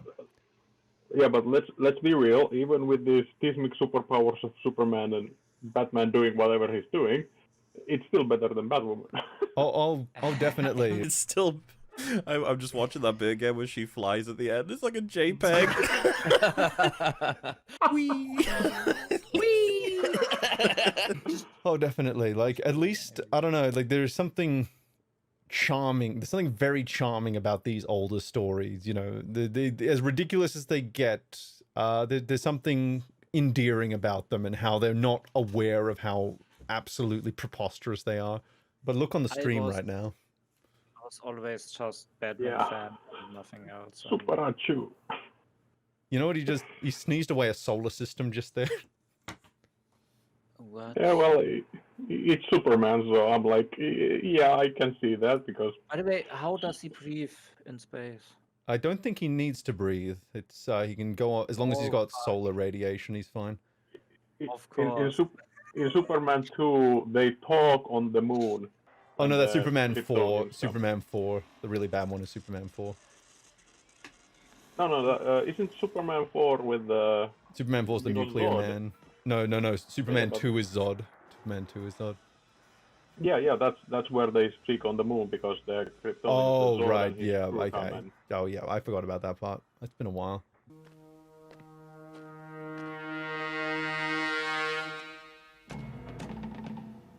You?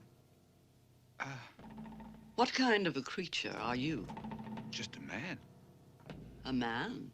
But here's It's not Superman. a good movie. But here's Superman doing the Movie Bob challenge. Yeah. Oh man. So he doesn't need to breathe, but he eats. He doesn't need to eat either. Okay. He just likes to eat. Dinner was hard to pass up. I hadn't eaten all day. Not that I needed to, but old habits die hard. This is most likely a plot-relevant thing, like someone induced him with, you need to he become has a- diabetic. He has a digestive system. Well, that's because he's a solar. Okay, so how it works is when he's like on his planet and there's a red sun, because he gets his power from the yellow sun of our solar system, but his home planet had a red sun, so they were basically human there. So they would need everything that a human needs. So air, food, water, that kind of stuff. But then on our planet, like and this is some versions as well. There are other versions where he still requires everything we have. So this is what I mean by it really depends on which point in time you're talking about. But if he's able to, it's either A, he can hold his breath for a really long time, or B, he doesn't need air at all.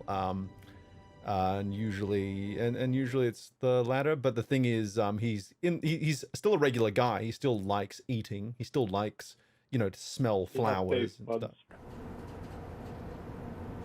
I figured Ron Troop wouldn't mind if I got rid of his leftovers. So it's more like a pleasure thing for him, and I don't even know the context behind this. I'm just getting up ridiculous, like, Silver Age and, like...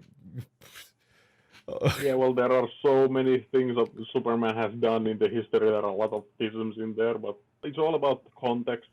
Oh, definitely. Like, I joke around with all this stuff because there's been some ridiculous stuff, but I would never hold this as the standard. It's more a case of you've got 85 years worth of stories and so many different eras.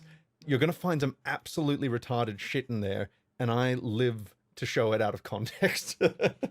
Stories about Superman's robots, stories about the return to Krypton so he would learn Superman's ancestors. Readers learned of Kryptonian villains released from the Phantom Zone, the Kryptonian city of Kandor shrunken by the alien Brainiac, and the cube-shaped planet of the Bizarros. There was Beppo, the super monkey, Comet, the super horse, Crypto, the super dog. It seemed like every month or so there were just new concepts being introduced. Green Kryptonite, red Kryptonite, blue, white, jewel Kryptonite. There was Superman's mermaid ex-girlfriend. That's the thing. If you see stuff like this as a normal, everyday person, you are going like, what the fuck is Superman? He's so fucking bad. That's, I think, the problem that we casual viewers just see this stuff. Yeah, that's the thing. There's much less. The thing is that I think it's a problem where Batman and Spider-Man and all these other heroes, they have really good adaptations that are like really true to who they are. Why did Discord disappear? Why did Discord disappear? You ate it. Did I accidentally turn Discord? Oh no, wait, it's back. Okay. So there's like a bunch of great adaptations. So people outside of the comic sphere can generally get a good idea of what what Superman is and what he's all about. Well, no, not Superman. What Batman and Spider-Man and Captain America, what they're all about, without necessarily having to pick up a comic. Meanwhile, with Superman, you don't have many good adaptations outside of the animated stuff. So people have a very like limited reference when it comes to what he's actually like and what he's actually about.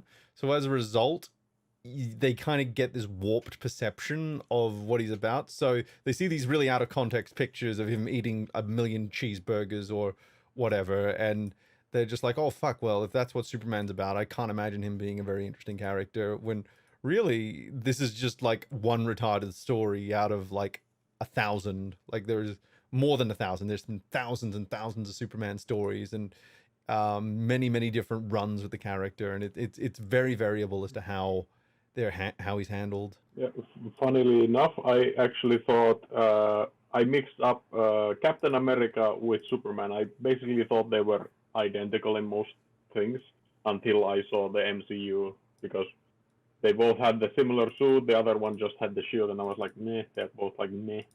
But then I watched this show, and I was like, okay, he's just a guy. Yeah, well, they're very similar. They're very similar characters as far as the substance of their character is, but their powers are completely different. I don't want to kill anyone. I don't like bullies. I don't care where they're from. Except for super strength. Like both of them are very altruistic, like super goodies, but Captain America is very limited. It's almost insane for him to be overpowered. I mean. Yeah, like you'll probably find some stories where some writers like really push the limits, but generally, yeah, you're not gonna get like him moving planets and stuff unless he's like got a power up that's exclusive to that story or something. Imagine like him going somewhere and there's an item hovering above off the ground and he's picking it up. It's like in the video game, bloop, and now he's able to move planets. I assume if he lifts when he's powered up by Mjolnir, he can probably do some pretty interesting things. But Besides, Yeah, but also the essence of problems, it's one thing I really hate about speedster archetypes is because speed is the ultimate power essentially, because speed works for offense and defense. And I'm so happy in MCU they killed the speedster that was in Age of Ultron, because Thanos could do almost nothing to him, because he could throw in 10 punches, he would throw 10,000 spears at who knows how fast. He would just take the Infinity Stones. Yeah. He would have all the time to just pluck the Infinity Stones, because I mean, he Thanos has to have a device to get them, because they are in hand. It would probably kill him like others, but he could have a device, or the glove Iron Man makes in Endgame. So he just takes this thing on and picks out the Infinity Stones one by one. Yeah, but easy. But because Thanos is vulnerable even in Infinity War, he can be hurt. Superman made a super punch with the hammer things, and it gave him a scar. Well, okay, that's good. We can hurt him. Considering the speed the guy runs in Age of Ultron, he runs at that speed and he doesn't even have to throw the spear. He just lets it go while he runs at his head, and it'll blow up his head just because the momentum. And this is why I hate speedsters. The speedsters has. Yeah, it's a huge problem I have in general with superheroes and villains and stuff. The powers most often don't make sense or don't work together. Like with Thanos, the Infinity Stones are they are literally overpowered. They are so overpowered that if you have them, you are unbeatable. But yet they have to manage to beat Thanos in a way. So they write themselves in corners.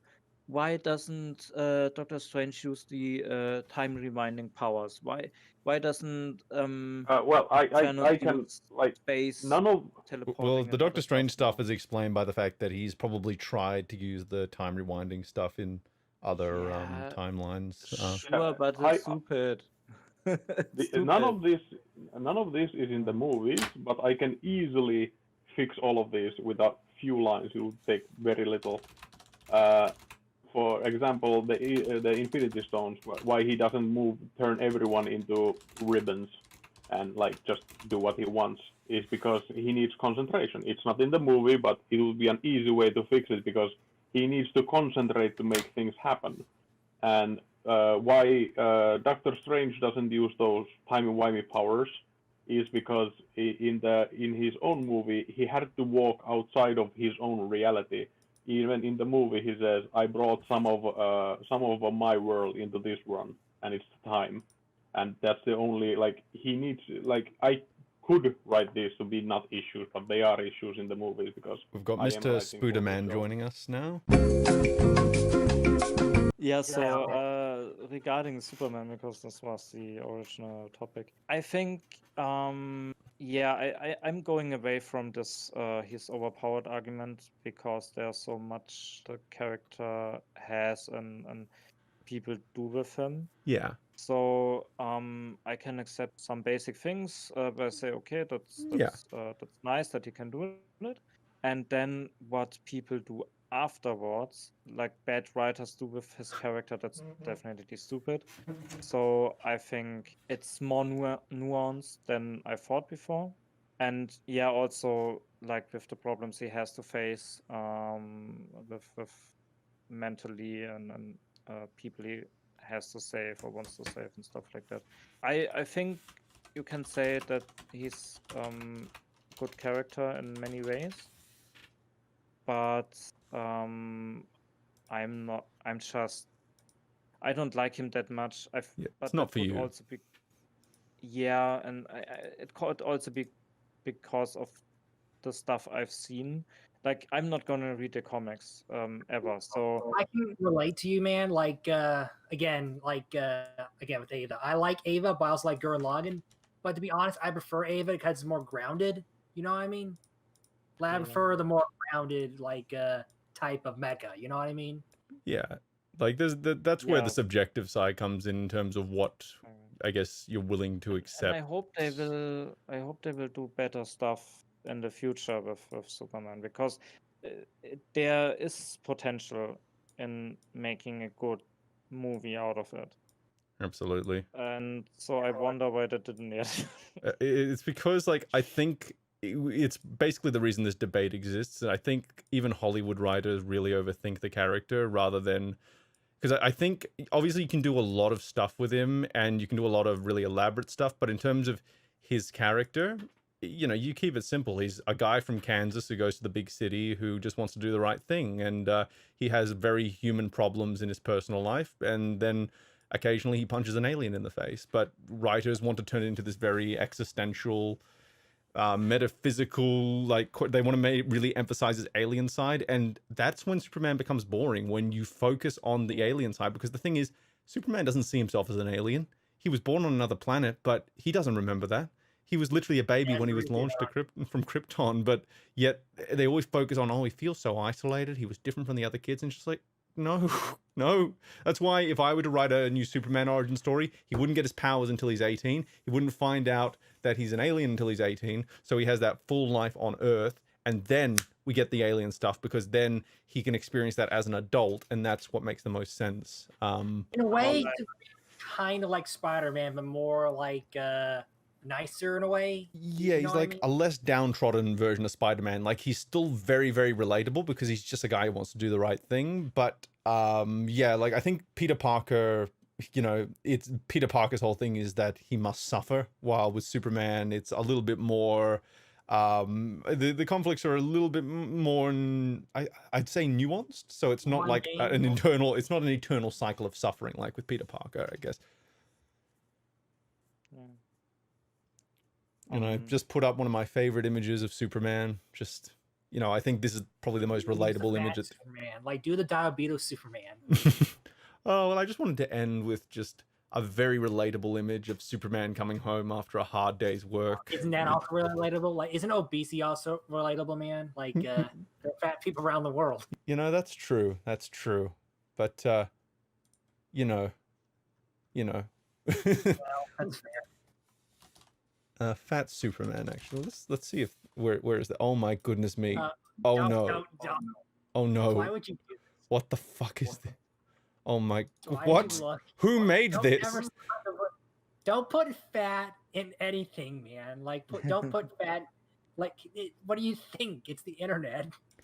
Oh God, no. What? Oh my God! What is this? What is this? What is this? Oh no! I bet the picture you got in the. What is this? G, I think, or whatever. Look at him. Oh no! Oh no! Oh, I'll put this one up too, but oh my goodness. Just imagine that's the very first picture of Superman you ever see. Yeah. Yeah, my first Superman was like this fat guy, whatever, like flying around. Well, anyone who's seen this picture, put Movie Bob's face on that picture of Superman, and there'll be.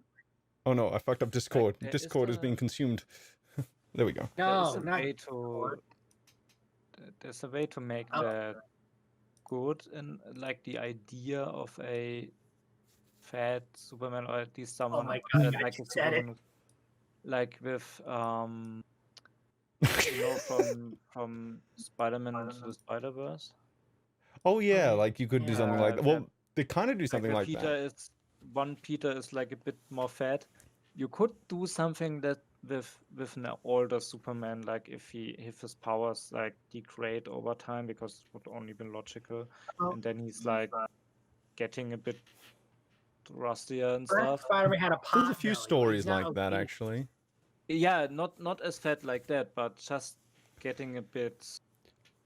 Out of shape. If you want a really good story that's not like this isn't like a comic. This is a comic book, but it's not like the comic book version of Superman. It's called Superman Secret Identity, which is basically it's a 4-issue miniseries that the premise is a kid in the real world who grew up in Kansas, whose parents were really big Superman fans and had the last name Kent, and so he's named Clark Kent. So he's a guy in the real world who's had the piss taken out of him his entire life for being named Clark Kent and living in Kansas and that kind of thing. And then one day he wakes up with the powers of Superman, and the story is just about what would someone in the real world do if they were, it's not like, what would someone do in the real world if they like had Superman powers? It's more like, what would someone do in the real world if they were Superman in a world, in a world where Superman is a fictional character, like in our real world? Like what would happen to them? And it's just basically this really beautiful story about him from a teenager to him being like an old man. And it just like he grows up, he gets married, he has kids. It's just it's absolutely wonderful. I'd really recommend that. If you read, I'm gonna say this right now. Automatic had a great title for the movie. Superman: The Quest for Vor. Look at the chat. Thank you, Automatic. That's a great title name for a new Superman movie about a fat Superman. The Quest for Vor. Oh my goodness. Holy moly. This has been a journey. I've learned so much today. Good rats. Oh. A lot of fat ones too, apparently. Superman. Oh, I had my Wiener Schnitzel. Oh, yes, it is good. Can you argue that Batman's kind of more of a Mary Sue than Superman? Oh, like Batman's ridiculously broken in some stories. Like some writers are just really lazy with how smart he is, so he can just do anything. That's the illusion, because like Batman's like a normal guy and Superman's like a overpowered god alien. Well, that's the thing. Like, writers don't think they have to be careful with Batman, I think, as much, because I think with Superman, writers know that they have to be careful. Like, people still fuck up and make him way too powerful, but there's like an awareness there. While with Batman, he's like a regular guy, so he's just like, oh, it's really cool if he can breathe in space because he's a regular guy, and I'm just like, Okay, but anyway, I have to go get something to eat and then concentrate on the tisms. Yes. I really enjoyed talking to you. Oh, same here. If if someone is interested in talking to me personally and check stuff out I will do in the future. Oh yeah, Sure. They yeah. can find me on Twitter. I don't know if you could just post my Twitter profile. Oh yeah, sure. I can do that. I will link there everything I do. Sure. So I'll put that in the chat. Actually, I'm preparing a Discord server. I'm working on it right now, which will also be linked in the Twitter bio. And then there will be like collected everything I do, every story I post, and when I put up finally a video. I'm curious. What's the story about anyway?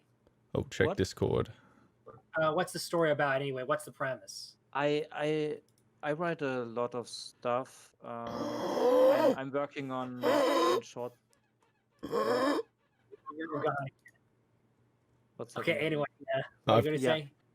I'm working on many short stories. I already wrote some in a workshop I did almost a year ago, and I will post them as well. And then I have a lot of ideas for other stuff, including fan fictions to some games I like. I wrote 2 stories about original characters I invented for Dark Souls, basically. Oh yeah. I'm working on Life is Strange fan fiction because I love that game. Love Life is Strange. What? Oh, is that your profile picture? What is your question? I didn't hear it. Life is Strange. Like, what's that blue-haired chick called again? Kelly. Chloe. Yeah. I only saw the YMS like gameplay or whatever, Yeah, And life ER is... Okay, so I have to say I Is know this you your might Superman like it. moment where people have the misconceptions? A good question for another time. Okay, but anyway, Superman. like- So James, did you have any opinions on the Superman? It's like what I said earlier. I think Superman is. I think depending on the adaptation, he's usually heavily overpowered, but that doesn't necessarily mean he's a bad character. Do you have any specific examples just so we can spitball a little bit more? Oh, the hell was I thinking of? Of course, when I start thinking of it, I start to brain fart immediately. Oh no, that's okay. I do it my all the life. time.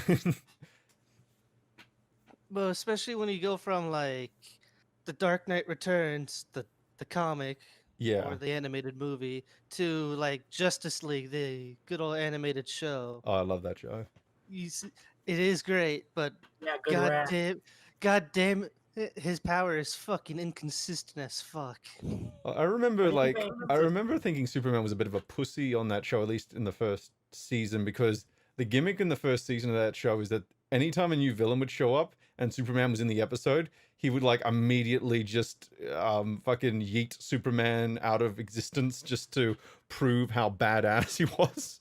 And then that would just kind of be the whole thing, is that Superman would get his ass kicked. And it was only in later seasons that they were just like, okay, we're going to let Superman win again. It's okay, calm down. It's so fucking fun. Because there are so few good villains for Superman, in my opinion. I think the Parasite is one of the more genius ones. Okay, Superman. Just don't hurt me. I won't. Hang on. Oh, you can count on it.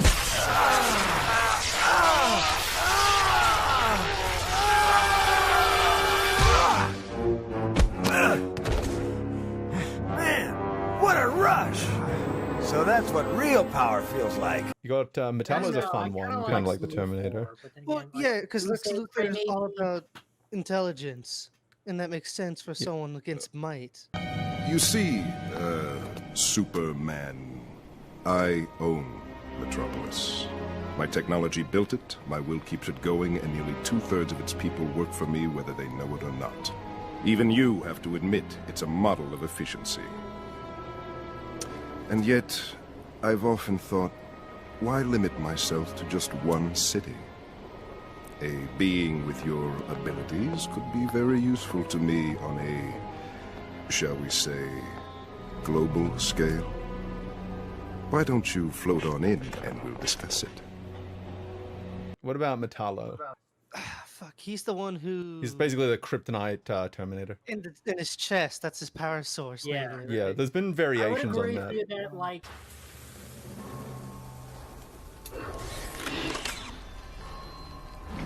Superman. From me to you.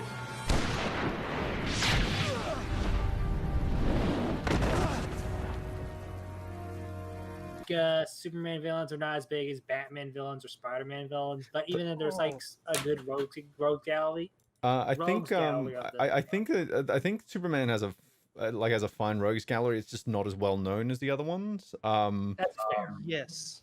Yeah. So I like Electric Chick and Lava Lady. yeah. Oh well. What was it? Yeah. Well, actually, like the Superman animated series gave us like a lot of like villains that eventually ended up in the mainstream comics, and I think that was actually kind of a boon for Superman villain. Toyman. I like Toyman. He has a Oh yeah, weird Toyman's back great. Toyman is great. That's a good choice. Yeah. I'm more of a Batman villain, but I actually do like him. Oh yeah, he's just really creative. I love it. Yeah, like I think, like it, and again, I think this is something we were talking about earlier. Is that it really depends on who's writing him, because there are certain writers who like can be really on the ball, really consistent. It's just like, okay, so he's really, really strong, but he's not too really, really strong, and he's got all these powers, but you know they've got realistic limitations, and they also remember that okay, his weaknesses are not just kryptonite, but also red sun radiation and magic. So there's a lot to work with. Plus, there are other things that can hurt him. So, like, if you sharpen a blade to, like, the thinness of an atom, for example, that can cut through anything, including Superman. So that's magic. Oh yeah, magic is really it's kind of clever. Yeah, I was going to say this. Why is he weak to magic? Because Kryptonians have resistance because they have all the resistance to the natural world, but the supernatural world is just like anyone else. What about resistance to the other stuff, like Zod, or whatever the fuck is? Oh, like it applies universally to all Kryptonians. That's a good You question. can add other shit that's equal to his power, besides magic and the other stuff. Yeah, well, the thing is, those are like the general weaknesses, but you've got characters like Doomsday that can literally kill him.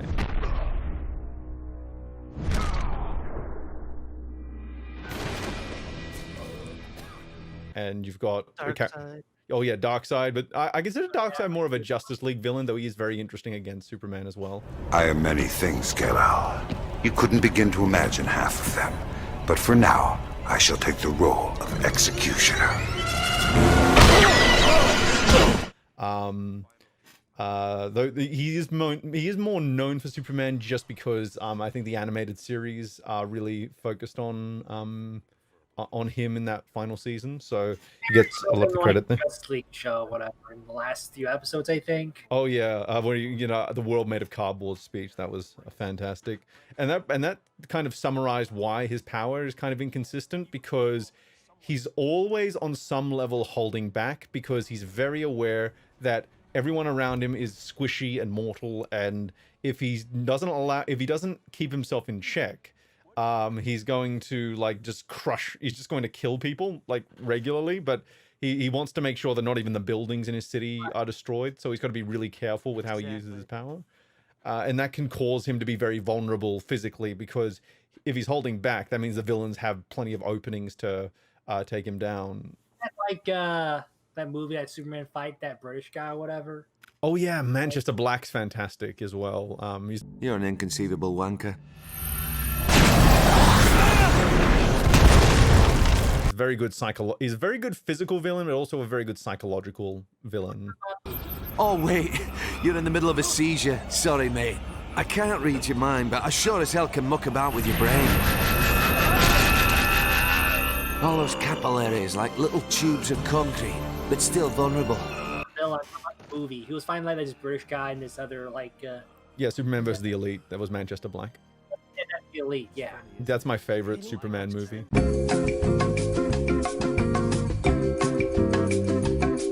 The Superman movie is the 1976 one called Superman. Superman. Yes, you can Google that if you want. Yes. Being of Superman, Supergirl.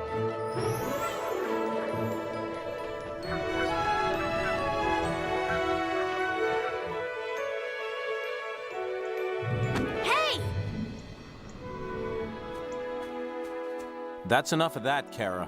Hey, Clark. It was such a nice day, I thought I'd just, vroom.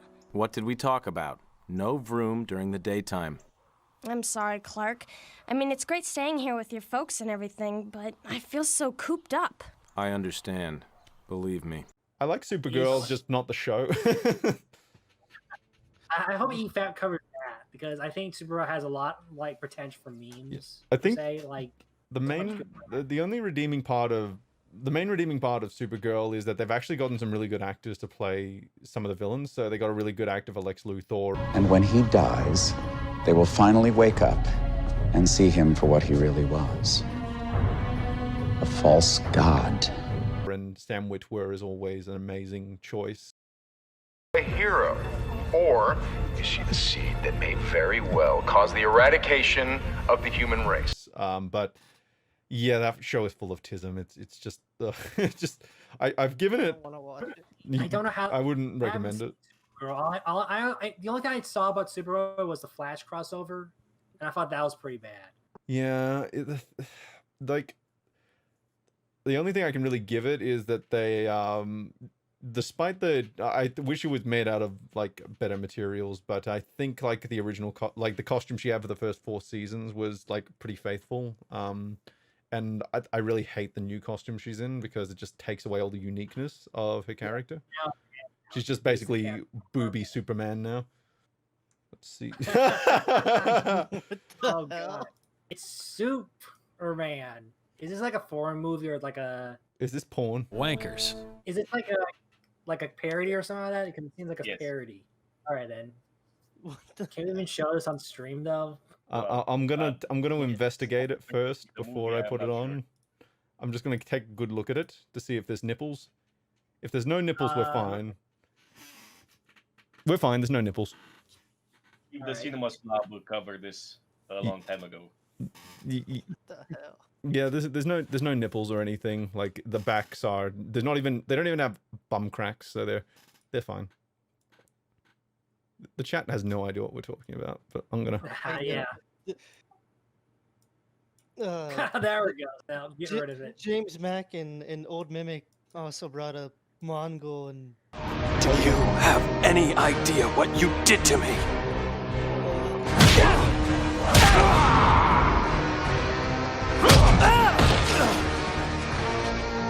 I fashioned a prison that you couldn't leave without sacrificing your heart's desire. It must have been like tearing off your own arm. Oh yeah, Mongol's great. Happy birthday, Kryptonian. I give you oblivion. Burn! In fact, Mongol is pretty versatile because he's been like a villain for like multiple different heroes, and like he's really good as just a general DC villain. What I really love is when he took over the Sinestro Corps that one time, because Sinestro was had been arrested after Sinestro Corps War, so he was Green Lantern villain for a little bit, so that was a lot of fun. Off topic, Superman fights for your sexual rights. That's literally the title. I agree. He fights. He's on the left. You could say on the rise, even. Let's see. I'm just gonna make this a little bit bigger. All I know is that on the stream right now, it looks like that giant monitor lizard really wants to jump Superman's bones. Yeah, let's try to change it. No, this is beautiful. This is art. I just gotta correct it a little bit. There we go. I like how it's running on top of us to get to them. Oh yeah, this is peak. This is peak right here. This is how we know we've made it. Oh, I just gotta lift it up a little bit. You raise me up so I can stand on mountains. You raise me up to walk on stormy steep. Still a better romance than Raylo. Trying to find the picture, like Superman being like brainwashed by Darkseid. But wasn't it Batman that was brainwashed? No, I'm talking about like the original animated show. Oh yeah, that one. Yeah, the finale. Yeah, that's right. Yeah, that was. I found it. There's a picture. You know, they were gonna do a season 4 of that until Warner Brothers had other ideas where Superman is trying to regain the trust of everyone after that episode. That would have been really quite cool to have a season where people are distrustful of Superman because of what happened. But instead, that season probably did still happen, but it didn't get created. So we have a big jump at the beginning of Justice League where everyone trusts him again. Though at least Hamilton remembered and he became a villain, which I thought was a good choice. I can see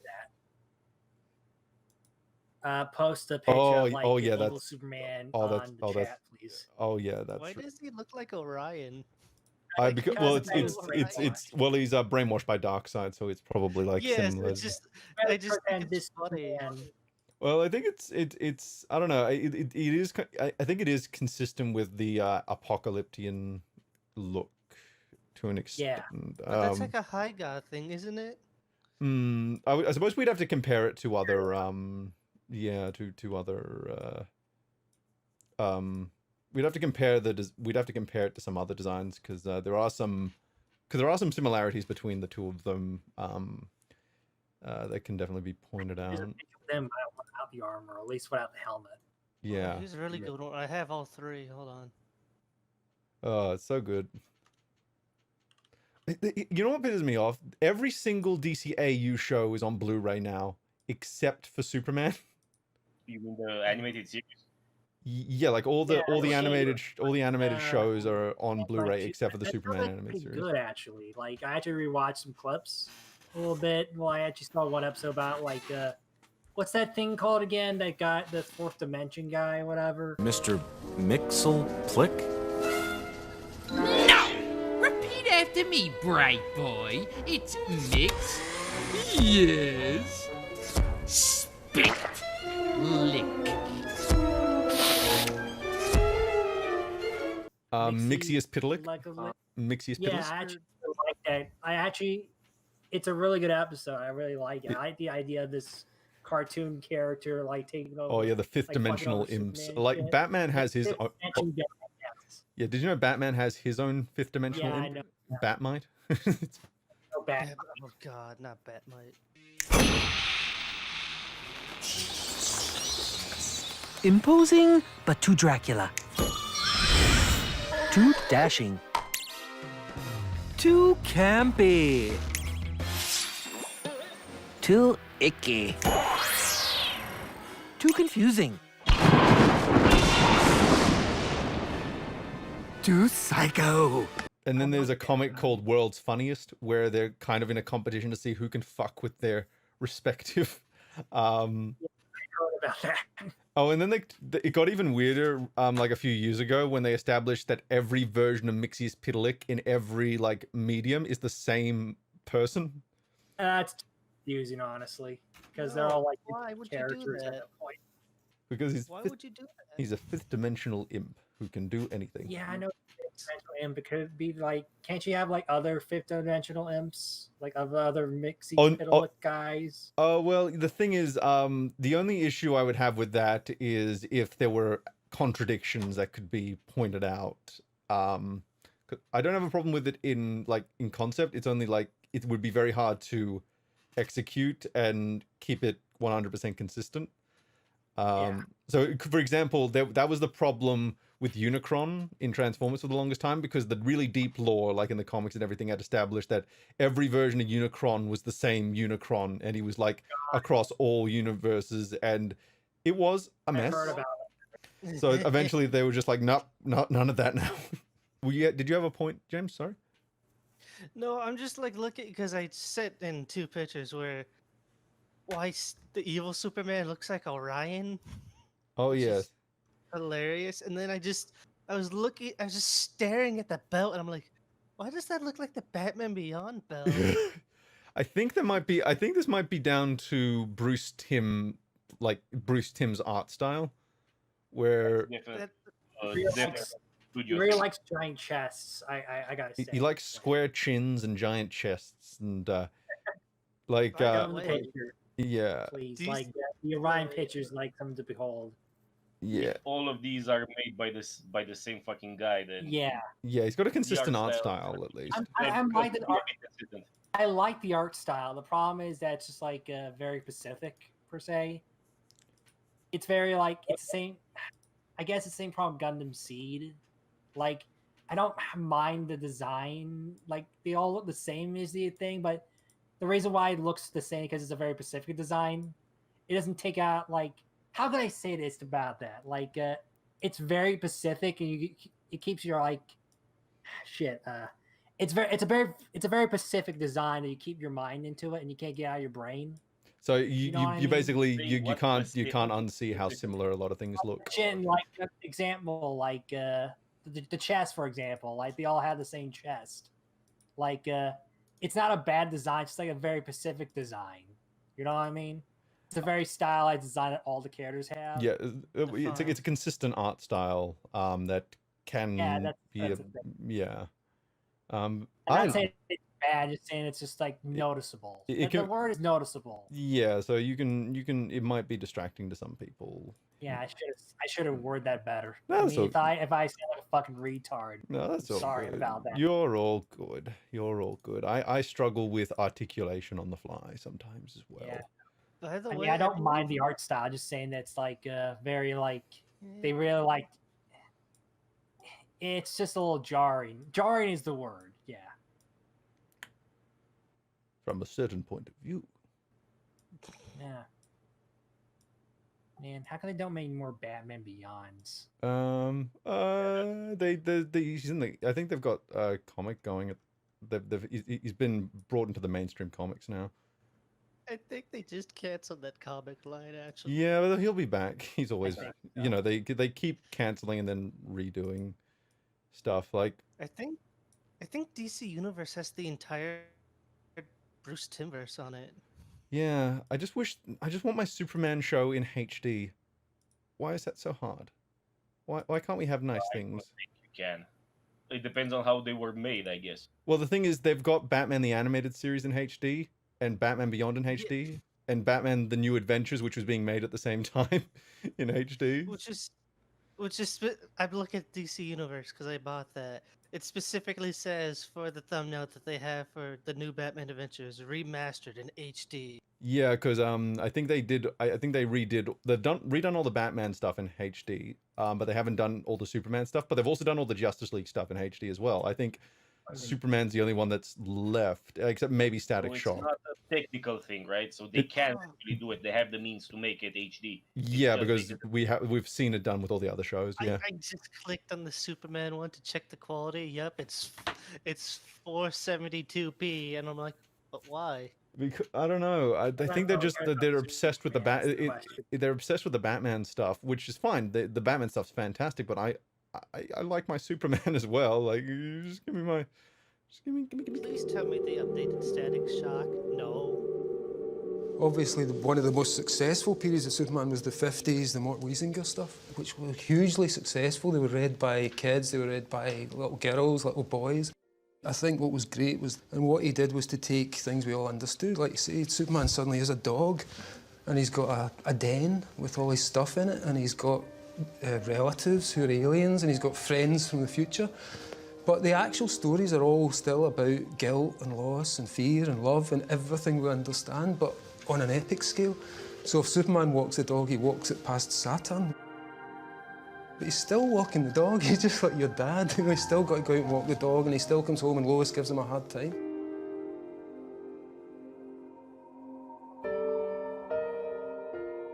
And I thought those are all the things that make the story, you know, because the great thing about Superman is even when you can juggle stars, Lois Lane can undermine them with one cruel word. And that was what was powerful about it for me, was the fact that's why we made him even more powerful than ever, because everybody kept saying, you can't write a Superman story, because if he can do anything, then what conflicts are there? And I thought, well, emotional conflicts, the biggest ones, the things we all understand. Superman is a character that was around long before I was born. He's a character who'll be around long after I'm dead. So what is he? He's more real than I am. He's more part of the world than I can ever hope to be. And the idea of getting to almost to work on something like that, what is that imaginative thing that is able to reproduce itself each decade and uses generations of talent to refresh its potency, you know? It's a very weird cybernetic entity, a superhero in a long-running universe, because so many people have worked on it. And they've outlived their own creators even, and yet somehow always a new generation comes along and says, I want to keep Superman alive. And I find that very interesting, almost magical. There's always have a day where you feel like Superman. We all, you know, some days we feel really great, and then some days the Kryptonite comes along and takes you down. In the same way, we can wake up feeling like Batman, where everything, the world's threatening and we're the only thing that can stand against it, or else we're so depressed we can't even get out of bed. And so I think the characters always, they stand for something, always. And the minute they stop standing for anything, I think they will lose the potency, but that hasn't happened. That's right, not bad. Karate can be lots of fun. Good shot. Thank you. That's one that I forgot. Let's not quit now. I'll let you know when I am done. Come on. What's wrong? You kids don't look so hot. Gosh, I'm hungry. I'd sure like a T-bone steak. I haven't felt this good since Krypton knows when. Don't you do that again. Good night, sweet dreams. So sorry to mess up your plans, but now you know. Splat! Pow! Don't fool around. Wham!